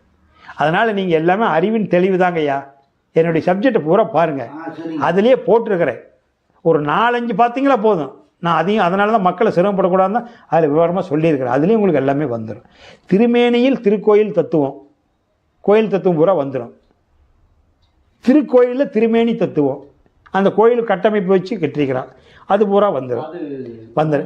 பிறப்பு 7 வகை, வித்து 4 வகை, சக்தி 3 வகை, எல்லாமே சொல்லியிருக்கிறோம். இன்னும் 2 இருக்குது. நீங்கள் இருந்தாலும் அடுத்த மாதம் கேட்குறது கேட்டுக்கலாம். இப்போ வேறு என்ன வேணும்னு சொல்லுங்கள் ஐயா. உங்களுக்கு தருமபுரிக்காரர் சொல்லுங்கள், அதை கேட்டு ஐயா இவர் கேட்டார் அவரும் கேட்டார், உங்களுக்கு என்ன கேள்வி கேளுங்க. வந்ததுக்கு ஏதோ ஒன்று மனசில் இருந்தால் கேளுங்க. இல்லைங்க நீங்கள் சொன்னதுலேயே எனக்கு அதுக்குள்ளே வந்துருச்சுன்னா கேட்க வேண்டாம். அப்படித்தான் சொன்னார் போன வாரம் ஊட்டிக்காரர். ஒருத்தர் வந்திருந்தார், ஒரு லிஸ்ட்டு கொண்டு எடுத்து காமிச்சார். ஒரு லிஸ்ட்டு இருந்தது. சப்ஜெக்ட் முடிச்சுட்டு கேட்டேன், ஐயா நான் கேட்க வந்ததெல்லாம் அதுக்கு மேலேயே வந்துருச்சுங்க, கேட்குறதுக்கு இல்லைங்கன்ட்டார். அதனால் நீங்கள் இருந்தாலும் ரொம்ப தூரத்துலேருந்து வந்திருக்கிறீங்க, வேறு ஏதாவது நீங்கள் ஒரு வார்த்தை கேட்குறதுனால ஒரு கேள்வி கேட்டு முடிச்சுக்குங்க, தப்பு இல்லை. மனசுக்குள்ளே தோன்றுனா தெளிவு இருந்தால் ஓகே. அது எல்லாம் பற்றி தெளிவு ஓகேச்சு சார். அன்னைக்கு நான் இங்கே வந்துட்டு இருக்கிறப்ப என்னை அங்கங்கே எல்லாருமே பாட பூஜை பண்ணுறாங்க. நான் அவங்க ஆசீர்வாதம் கொடுக்குற மாதிரி அது ஒரு கனவு தோணுச்சுங்க. அதாவது கனவு தோன்றதுனாங்க மனதின் வடிவமே வாழ்க்கை. இந்த பாத பூஜை பண்ணுறாங்க அப்படின்னா இப்போ நானே இருக்கிறேன்னு வைங்க, நான் ஒரு காய் வேட்டி கட்டிக்கிட்டு ஒரு உத்திராட்ச கொட்டை போட்டுக்கிட்டு இன்னும் கொஞ்சம் துண்ணூறு விட்டுக்கிட்டு பொட்டு வச்சுக்கிட்டுனா இயல்பாகவே என்னை வந்து தொட்டு கும்பிடலாங்கிறன்னு உங்களுக்கு தோணும். அதை காட்டிக்கிட்டா தோணும். இந்த பாத பூஜைங்க அப்புறம் நம்ம மனசு என்ன பண்ணுறோம்னா கொஞ்சம் நப்பாசப்படும். அடடா நம்ம இந்த மாதிரி வேட்டி கட்டிக்கிட்டா. சில பேர் உண்மையாக மக்களுக்கு நம்ம மக்கள் இருந்து விலகி நிற்கணும் அப்படின்னு நெல் எண்ணத்தோடு இருக்கிறவங்களும் அந்த உடையில் இருக்கிறாங்க. இந்த உடை பயன்படுத்தி தவறான வழியில் பணம் சம்பாதிக்கணும், மக்களை ஏமாற்றணுங்கிறவனும் அதை பயன்படுத்துகிறான். அப்போ என்னென்னா இதை போட்டுக்கிட்டால் நம்மளை உயர்வாக நினைக்கிறாங்க, 4 பேர் கால் விழுந்து கும்பிட்றாங்க அப்படிங்கிறது இந்த மனசு விரும்பும். பாத பூஜை கும்பிட்றங்கிறது இப்போ நான் சொல்லித்தரேன்னா நான் ஒருத்தனா வானத்துலேருந்தா கீழே இறங்கினேன். ஒரு அப்பா அம்மாளுக்கு தானே பிறந்தேன். எனக்கு இருக்கிற நவத்துவாரம் தானே உங்களுக்கு இருக்குது. இன்றைக்கி நான் தெரிஞ்சுக்கிட்டேன். ஐயா ஒரு டிகிரி முடித்தார், அந்த வாத்தியார் உயர்ந்தவனா? அந்த வாத்தியார் போயிட்டு இன்னொரு வாத்தியார் வந்து நாளைக்கு சொல்லித்தர போகிறாரு. இவருடைய பையனே அந்த வாத்தியார் வேலைக்கு போய் சொல்லி போகிறாரு. இதில் சீடனார் குரு ஆறு எல்லாம் மானிடர் தான். ஏதாச்சும் உறுப்பில் வித்தியாசம் இருந்தால் சொல்லுங்கள், நான் ஏற்றுக்கிறேன். எனக்கு சொல்லிக் கொடுத்த மகான்களுக்கு 11 துவாரம் இருக்குது, எனக்கு 7 துவாரம் இருக்குதா? அவருக்கு 9 துவாரம், எனக்கு 9 துவாரம். எங்கள் அம்மாலும் 10 மாதம் சுமந்தா, அவங்க அம்மாலும் 10 மாதம் சுமந்தா. குருநாதருடைய அம்மா எங்கள் அப்பா அம்மாலும் ஒன்று சேர்ந்து நான் வந்து, அவங்க அப்பா அம்மா ஒன்று சேர்ந்து அவங்க வந்தாங்க. இதில் குரு என்ன, சீடர் என்ன? மானிடன். மனம்தான் வித்தியாசம். புரியுதுங்களா? மானிட பிறப்பு ஒன்று தான், மனம்தான் வித்தியாசம். மனம் ப்ளஸ் ஈசன். ஈசனே மனமாக வந்திருக்கிறதால மனு ப்ளஸ் ஈசன். அப்போ ஒன்று மனு யார்கிட்ட கொடுக்கணும்? கலெக்டர்கிட்ட கொடுக்கக்கூடாது, தாசில்தார்கிட்ட கொடுக்கக்கூடாது, மணியார்கிட்ட கொடுக்கக்கூடாது. முக்தி அடைகிறதுனா மனு யார்கிட்ட கொடுக்கணும்? மனு ப்ளஸ் ஈசன்கிட்ட கொடுக்கணும். படித்து பார்ப்பான். நாகராஜே ஃப்ரம் டு பெங்களூரு. என்ன கேட்டுக்கிறியாப்பா? யமதர்மா இவனுடையது. அவன் நல்ல மனுஷனாக இருக்கானுங்க. ஊருக்குள்ளே எங்கே போய் கேட்டாலும் நாகராஜ் நல்லவனே சொல்கிறாங்க. அதனால் யார் பார்த்தாலும் ஒருத்தர் கூட கெட்டவனே சொல்ல மாட்டேங்கிறாங்களே. நாகராஜ் அவன் தங்கமான ஆள். எது பேர் அங்கே இருக்கிற பாருங்க. ஏங்க இங்கே நாகராஜ் ஒருத்தர், ஆமாங்க தங்கமான ஆள். எங்கே ஒருத்தங்க கூட அவனை தப்பே சொல்ல மாட்டேன். சரி அப்படின்னா அவன்கிட்ட போகாத நீ. அவன் எப்போ சௌரியமாக இருக்கான் வந்து சென்ட்டு போகிறான். அவன் வீட்டுக்கு போகாத. தர்மராஜா ஆர்டர் போட்டுறாரு யமனுக்கு. தர்மராஜா அவனே விருப்பட்டா வந்து, அப்போ நாகராஜ் என்ன பண்ணுவான்? பேரம்பேத்தி பார்த்தாச்சு, கடவுளை நினச்சிட்டாரு, இப்படியே அடக்காயிட்டா பரவாயில்ல, எது ரொம்ப நாள் வாழ்ந்து அடுத்தவங்களுக்கே சிரமத்தை கொடுப்பானே அப்படின்னு நாகராஜ் நினைப்பான். உசுறு டப்புன்னு போயிடும். என்ன அந்த ஒரு எண்ணத்தோடவே போயிட்டு உசுறு ஏதாவது நம்ம ஏதாவது நினைச்சிட்டு செத்தோம்னாத்தான் அதில் நினைவு தான். எல்லாத்துக்கும் நினைவு தான் காரணம். நினைவு தாங்க. அப்போ என்னென்னா இந்த பழக்கத்தை ஏற்படுத்துறதுனால இன்னொருத்தர் ஆசீர்வாதம் பண்ணால் இந்த மனமும் கொஞ்சம் விரும்பும். அப்போ நாம் என்ன சொல்லிடுறேன், நீயும் நானும் ஒன்று தான்ப்பா, நிறையறிவில் நீ ஆனும் ஒன்று தான், குறையறிவில் நீ வேறு நான் வேறு, அதனால் உழுவாத, கால் உழுவாத, அது நல்லதில்லை அப்படின்னு உன் காலுக்கு வந்து கும்பிட வந்தானா நீ காலை நிறுத்திக்கிட்டு உன் கால் வச்சிருக்கிற பாத பூஜை பண்ணு. பாதம்னா மண்ணில் பாத பூஜை, மண்ணுக்கு பேர் தான் பாத பூஜை. இதில் தானே பாதத்தை வைக்கிற. வீடு கட்டும் போது முதல்ல பூமி பூஜை தானே போடுற. விவசாயம் வேலை போடும் போது ஏர் உழுது மண்ணை தொட்டு கும்பிட்டு தானே பூஜை போடுறான். அப்போ மண்ணு தான் பாதம்னா இதுக்கு பேர் தான் பாதம். ஆனால் இதை பாதம்னு நினச்சி இந்த பாதத்தை எதில் வைக்கிற? இதுதான் பூமியில் தான் வைக்கிற. அதனால தான் கோயிலுக்குள்ளே எந்த கோயில் நுழைஞ்சாலும் முன்னாடி ராஜகோபுரத்தில் 2 பாதம் இருக்கும் தெரியுமா? கால் பாதம். உள்ளுக்குள்ள தங்க கோபுரத்தில் இருக்காது, வெளியே இருக்க ராஜகோபுரத்தில் தான் இருக்கும். அப்போ அந்த கால் மூலியமாக உனக்கு சக்தி வருது. அதனால தான் பாதம் சக்தியடி பரவிந்து நாதமடிங்கிறாரு. அந்த பரவிந்தில் நாதம் வந்தால் தான் இந்த பூமியில் இருக்கிற சக்தியில் புல் முளைக்கும். அதனால தான் அண்டத்தில் உள்ளது பிண்டத்தில். அண்டம் இல்லைன்னா பிண்டத்தில் புல் முளைக்காது. அம்மா அப்பன் இல்லைன்னா அம்மாளுக்கு எப்படி குழந்தை பிறக்கும்? அதனால் பாத பூஜை மண்ணுக்கு பேர் தான், பூமி பூஜைக்கு தான் பாத பூஜைன்னு சொல்லி பழகிட்டாங்க. அது மனசனுக்கு வந்து இது ஒரு சிலுசிலுப்பாக இருக்குது, கௌரவமாக இருக்குது. இப்போ நீங்கள் வரும்போது ஒரு மாலை போட்டு பாத பூஜை பண்ணால் என் மனசு கொந்தளிக்குதில்ல. பார்த்தா இன்னும் 4 பேர் பார்த்துட்டு வருவாங்க, ஓ ஒரு பெரிய சாமியாட்டு இருக்குதுன்னு வருவாங்கள்ல. இது வந்து அதனால் அறியாமையை நம்ம பயன்படுத்திக்கிற மாதிரி ஆகிடும். இன்னொருத்தர் பண்ண நீங்கள் அனுமதிக்காதீங்க, வேண்டாம். அவன் அறியாமல் இருக்கிறான்னு அர்த்தம். வேண்டாம்ப்பா உனக்கு ஆசீர்வாதம் பண்ணுறேன், நீ நல்லா இருப்ப அப்படின்னு சொல்லிட்டுப்பா. இல்லை தண்ணி ஊற்றினா ஆசையாக இருந்தால் நீங்கள் கால் வச்சிங்கல்ல, இந்த இடத்துல காலை நிறுத்திக்கிட்டு அதில் ஊற்றி சொல்லுங்கள், மண்ணை தொட்டுக்க முடிய சொல்லுங்கள். அப்படி தவிர்க்க முடியலைன்னா உங்கள் காலில் கை வைக்க விடாதீங்க. உங்கள் பாதத்துக்கு கீழே இந்த பாதம்னா அவனை இங்கே வைக்க சொல்லிடுங்க. மண்ணை தொட்டு கும்பிட்டு போகிறான். அந்த மாதிரி பழக்கம் தான் மாற்றிக்க வேண்டாம். ஏன்னா யார் மனசும் நோவாத நடந்துக்குங்க. இந்த அறிவு எடுத்து சொல்லுங்கள், அறிவு எடுத்து சொல்லுங்கள். அதான் கரெக்டாக 5 மணிக்கு சடார்னு என்ன அந்த மாதிரிலாம் கண்டமே என்னாச்சு அப்படின்ட்டு. ஆனால் நான் நிறைய கனவு கண்டதெல்லாம் நிறைய உண்மையாக நடக்குதே தெரியுது. அதே கரெக்டாக இருக்கிறவங்க வந்துங்க, கரெக்டாக இருக்கிறவங்க ஒன்று நினச்சா நடக்கிற மாதிரி தான் வரும். கனவுல நாம் கரெக்டாக இருக்கிறவங்க ஒரு கெட்ட எண்ணம் இல்லாத நல்ல எண்ணத்தோட நேர்மையாக வாழ்றவங்க ஒன்று நினச்சா ஒரு அசரதியாக உங்களுக்கே தோன்றும். இன்றைக்கி ஒரு பக்கம் போகலாமா வேண்டாமாங்கிறது உங்களுக்கு ஒதிக்கும். அப்போ நீங்கள் போகலாமான்னு நினச்சிட்டு திடீர்னு போக முடியாது தடுங்களானா கூட நல்லதாக தெரியும். அப்போ நீங்கள் போயிருந்தீங்களா அந்த அன்றைக்கி ஏதோ ஒரு விபத்து கூட நடந்திருக்கலாம். அப்போ அந்த விபத்தை நீங்கள் போகலான்னு நினச்சிது போகாத ஏண்டா விட்டோம்னு அந்த விபத்து நடந்துறதுக்கு அட நல்ல வேளை நம்ம போயிருந்தோமா, அங்கே வண்டி ஆக்சிடென்ட் ஆகிடுச்சுங்கிறாங்க, நமக்கு இதே தானே வந்திருப்பீங்க. அப்போ ஏதோ ஒன்று உங்களை தடுக்குது. அப்போ உங்களை நீங்கள் ஒரு நல் வழியில் போகிற போது அது மேலும் உங்களுக்கு வழிகாட்டும் கொஞ்ச நேரம். அதாவது 1000 ரூபா கடனில் இருக்கிறான், அந்த 1000 ரூபா கடன் இல்லாத 1000 ரூபா கையில் பணமாக வச்சு பார்த்துட்டான்னு வைங்க, அது 1 லட்ச ரூபா சேர்ந்த வரைக்கும் அவனுக்கு ஆசை வந்துடும். ஆனால் 1 லட்சம் சேர்த்திட்டீங்களா மறுபடியும் நீங்கள் பணம் சேர்த்த வேண்டியதில்லை, அது சேர்த்திடும். ஒரு 1 லட்ச ரூபா சேர்ற வரைக்கும் தான் கஷ்டம். அந்த 1 லட்ச ரூபா மறுபடியும் உங்களை அது கோடீஸ்வரன் ஆக்கிடும். அந்த மாதிரி தான் அறிவும். அதனால தான் அறிவு அறிந்த வரை ஆனந்தம். அவ்வளோதான். சரிங்களா? சில இதுங்களாம் என் மனசுல தோணுது. அது ஒரு 6 மாசத்துக்கு அப்புறமா அது மீண்டும் அதெல்லாம் மனம் எடுக்கிற தெரியுது. அது மனசு எடுக்கிற வடிவம் தாங்கய்யா. அதெல்லாம் நம்ம சிக்கக்கூடாது, அதையும் கடந்து போகணும். நான் சொல்கிறேன் நல்லா இருக்குது அப்படின்னா நம்மளை 4 பேர் பூஜை பண்ண வந்துடுவாங்க. இப்போ என்னைய கூட நிறைய பேர் எங்கே இவ்வளோ தூரம் சொல்லித்தரீங்க, ஒரு எந்திரம் கட்டுறீங்களா மந்திரம் கட்டுறீங்களா அப்படிம்பாங்க. எந்திர மந்திரமெல்லாம் நான் கட்டுறதில்லை. எந்திர மந்திரம் நான் கட்டி உனக்கு சரியாயிரும்னா உன்னோட பதிவு யார் கழிக்கிறது? ஊர்பட்டு அக்குறவு பண்ணியிருப்பேன். நான் ஒரு எந்திரம் கட்டுறதுனால பாவம் போயிருமா? எப்படி போவோம்? நாளைக்கு இந்த ஆள்கிட்ட போய் எந்திரம் கட்டினேன் பழையபடி தான் இருக்குதும்ப. அறிவை சொல்லித்தரேன். என்கிட்ட வந்துட்டு போகிறதுனால உங்களுக்கு நல்லது நடந்துடாது. நான் சொன்ன அறிவு பிரகாரம் போனீங்கன்னா நல்லது நடக்கும். புஸ்தகம் வச்சிருக்கிறதுனால நீ டிகிரி முடிக்க முடியாது, புஸ்தகத்தை படிக்கணும். புரியுதுங்களா? அதில் பணத்தை வரி மொழி வந்துட்டு போகிறதுனால நல்லாயிரும்னா எல்லா பக்கம் அப்படி இத்தனை பேர் போயிட்டு வராங்க, லட்சக்கணக்கான பேர் கோயிலுக்கு போயிட்டு வரானே, ஒன்றும் அவனுக்கு துன்பம் தொலையிலையே. துன்பம் தொலைஞ்சிருக்கணுமில்ல, பின்ன தன்னை மாற்றிக்கணுங்க. தன்னுடைய மனமாற்றம் இல்லாத எந்த மாற்றமும் வராது. லட்சம் பேர் ஐயப்பன் கோயிலுக்கு மாலை போட்டு மனமாற்றம் வேணுங்க. மனமாற்றம் வேணும். அதனால கொஞ்சம் மாறிக்கிட்டேன். அதனால நாம் 5 தலைமுறை 6 தலைமுறையே கிணத்துல நம்ம மூப்பாட்டை வெட்டிட்டு போன கிணத்துல தண்ணி மோண்டுக்கிட்டு இருக்கிறோம். கிணறு தான் தண்ணி கொடுக்குது அப்படின்னு அதை மதித்து மரியாதை பண்ணி சுத்தமாக வச்சுருக்கலாங்கிற எண்ணம் வரல. தண்ணி கொடுக்குதுன்னு மோண்டுக்கிட்டே இருந்துட்டான் 5 தலைமுறையாக.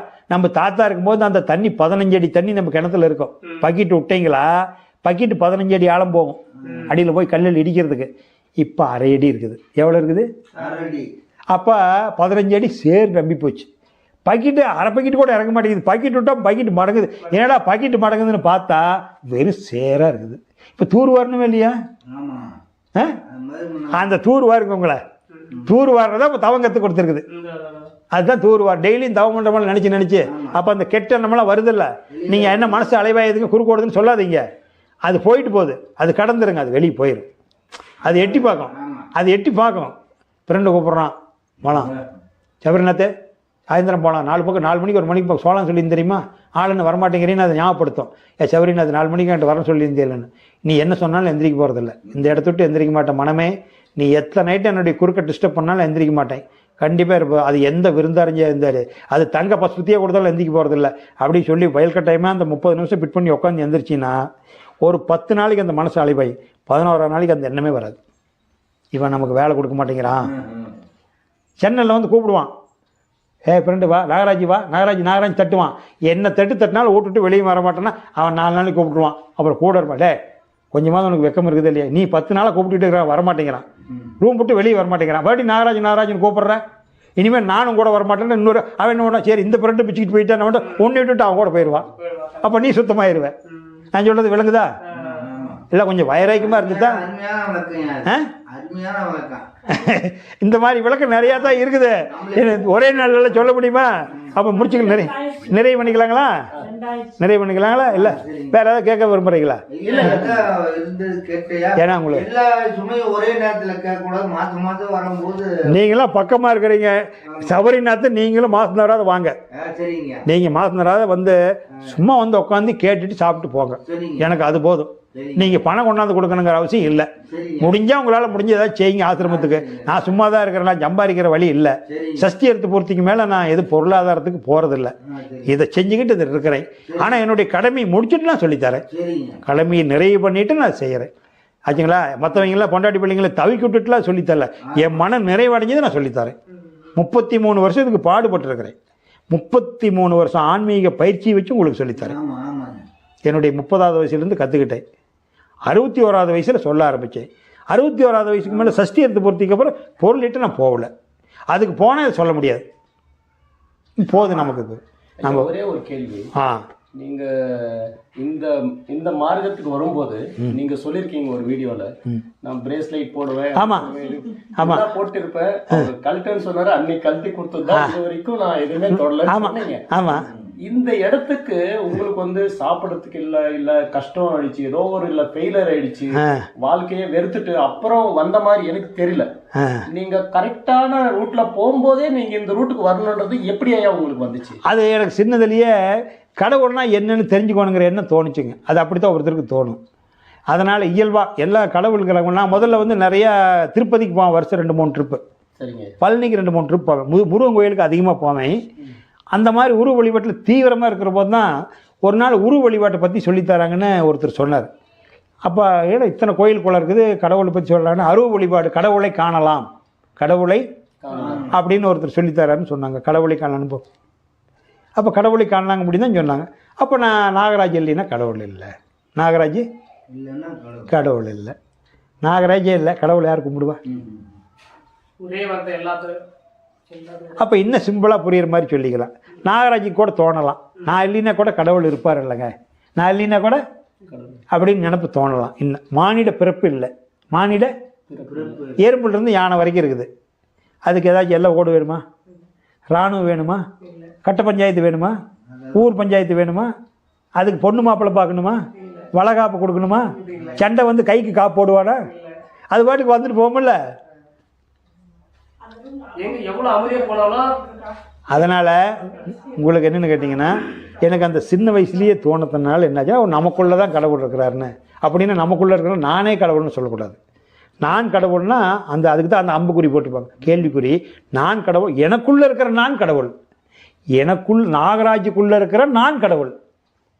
நான் தான்ப்பா கடவுளை உன்னை இயக்கிறேன், நான் தான் நாகராஜ் எனக்கிறேன்னு அது சொல்கிற மாதிரி நீங்கள் கேட்கணும். நீங்கள் நான் இல்லை, உன்னை இணுக்குதல ஒரு நான், அந்த நான், அதுதான் நான், சொல்லி அதுதான் நான், நான் கடவுளே அப்படின்ட்டு. இப்போ வந்து இத்தனை வருஷமா வாழ்ந்துட்டோம். இப்போ இந்த அட்லீஸ்ட் இந்த இடத்துக்கு இப்பாவது வந்திருக்கிறோம் நாங்க. இது வந்து திடீரென்று நம்மளோட லைஃப் முடிஞ்சிச்சுன்னா நெக்ஸ்ட் தெரியாது, என்னவோ பிறக்கிறோம் தெரியாது. அட்லீஸ்ட் மனுஷனாவே பிறந்தா இது கொஞ்சமாவது கண்டினியூட்டி ஆகுமாயி. இப்போ நம்ம தப்பே பண்ணிட்டு ஏதோ ஒரு இதில் ஆயிட்டோம், இப்போ வந்து புரிஞ்சுட்டு வர அளவுக்கு தெளிவு வந்துருக்கும். அடுத்த இதில் அந்த தெளிவு அப்படியே கண்டினியூ ஆகுமா? திருப்பி தப்பு பண்ணி திருப்பி தெளிவுபட வர்ற மாதிரி வாழ்க்கை கிடைக்குமா? எப்படி ஐயா? கண்டிப்பாக இதில் வந்து நீங்கள் தொடர்ந்து தெரிஞ்சுக்கிட்டு பிரயாணம் பண்ணீங்களா? இப்போ தொடக்க கல்வியில் நுழைஞ்சிட்டீங்க, அது ஒரு எண்ட்டு வந்து எம்பிஎல் முடிகிற வரைக்கும் படிக்கணுங்கிற வைராக்கியத்தோடு எம்பிஎல் முடித்தா அந்த எண்ட்டு முடிஞ்சிடும் இந்த பிறவியிலேயே. தொடக்க கல்வியோடு நின்றுட்டா மறுபடியும் உயர்நிலைக்கு போய்த்தானே அவனு. அந்த தொடக்கப்பள்ளி படித்தவன் கல்யாணம் பண்ணி அடுத்த குழந்தை வைக்கும்போது நாம் தான் தொடக்கப்பள்ளியோடு நின்றுட்டோம், நம்ம வாரிசையாவது உயர்நிலை படிக்க வைக்கலாங்கிற என்ன வருமில்ல, அப்போ அது பிறப்பு எடுக்கும். அப்போ தொடக்கப்பள்ளி எல்கேஜிலேருந்து எம்பிஎல் வரைக்கும் முடிச்சிருந்தா உனக்கு எதுக்கு முன்னாடி படிப்பு பற்றி நினைக்கிற? அப்போ நீ ஏதோ ஒரு சந்தர்ப்ப சூழ்நிலையெல்லாம் தெரிஞ்சுக்கிட்டு விட்டுட்டீங்கன்னா மறுபடியும் நீ பிறப்பு வேறு பிறப்பு சமுதாயத்தை 10ஓட போதணும்னா எடுப்பேன். இதையும் வைராக்கியமாக தொடர்ந்து 2 மாதத்துக்கு ஒருக்காவது சச்சங்கத்தில் தொடர்பு இருக்கணும். தவம் கற்றுக்கிறது இவ்வளோ கற்றுக்கிறது ஒருக்கத்தான், தெரிஞ்சுக்கிட்டு விளக்கத்தை கேட்டுக்கிட்டு இங்கே உட்காந்து குருநாதரோட உட்காந்து ஒரு தவமாவது கூட்டு தவம் பண்ணிட்டு போனால் உங்களுக்கு லிங்க் இருக்கும், அந்த வழிகாட்டி உங்களுக்கு அது கூட்டிகிட்டு போகும். ஆனால் ஒருக்கா தெரிஞ்சுக்கிட்டு போய் விட்டுட்டா அது குருசீடன் தொடர்பு இல்லாத போயிடும். அந்த காலத்தில் குருக்கிட்டே சரணாகதியாகி கிடப்பாங்க. இப்போ வந்து குடும்ப குட்டி பொருளாதாரத்தை விட்டுட்டு அப்படி இருக்க முடியாது. அட்லீஸ்ட் 2 பக்கமாக இருந்தால் மாதம் ஒருக்கா கலந்துக்கலாம், தூரமாக இருந்தால் 2 மாதத்துக்கு ஒருக்காவது சத்தியங்க தொடர்பு இருக்கணும். தொடர்பு இல்லைன்னா அதை கன்டினியூ பண்ண முடியாது, விட்டு போயிடும். பழையபடி அந்த பழக்க வழக்கத்தை நம்மளை இழுத்துரும். இங்கே வந்து இந்த சந்தேகத்தை கேட்க இங்கே தெளிவு கேட்கத்தான் சமுதாயத்திலேருந்து எவ்வளோ தூரம் விலகி வர்றீங்களோ அந்த அளவுக்கு இதுக்குள்ளே போகலாம். சமுதாயத்தில் எவ்வளோ தூரம் விரிஞ்சு போகிறீங்களோ இதுலேருந்து வெளியே போயிடுவீங்க. இவ்வளோதான் வித்தியாசம். சமுதாய தொடர்பு அதிகம் வச்சுக்கிட்டால் தவம் பண்ண முடியாது, சமுதாய தொடர்பு கம்மியாக இருந்தால் தவம் பண்ணலாம். தவம் பண்ணுறவங்களெல்லாம் பாருங்களேன், வேணா தெரிஞ்சுக்கலாம். சமுதாய தொடர்பை எல்லாம் வச்சுக்கிட்டு எதையும் இழக்க மாட்டோன்னா தவம்னா என்ன, தியானம்னா என்ன, கடவுள்னா என்னன்னு தெரிஞ்சுக்கலாம், அனுபவிக்க முடியாது, உணர முடியாது. சரிங்களா? சரிங்க. வாழ்க வளமுடன். எல்லா உயிர்களும் இன்புற்று வாழ்க, கொல்லா விரதம் குவளையமெல்லாம் ஓங்குக, நல்லோர் நினைவு நாடெங்கும் பரவுக, வள்ளல் மலரடி வாழ்க வாழ்கவே.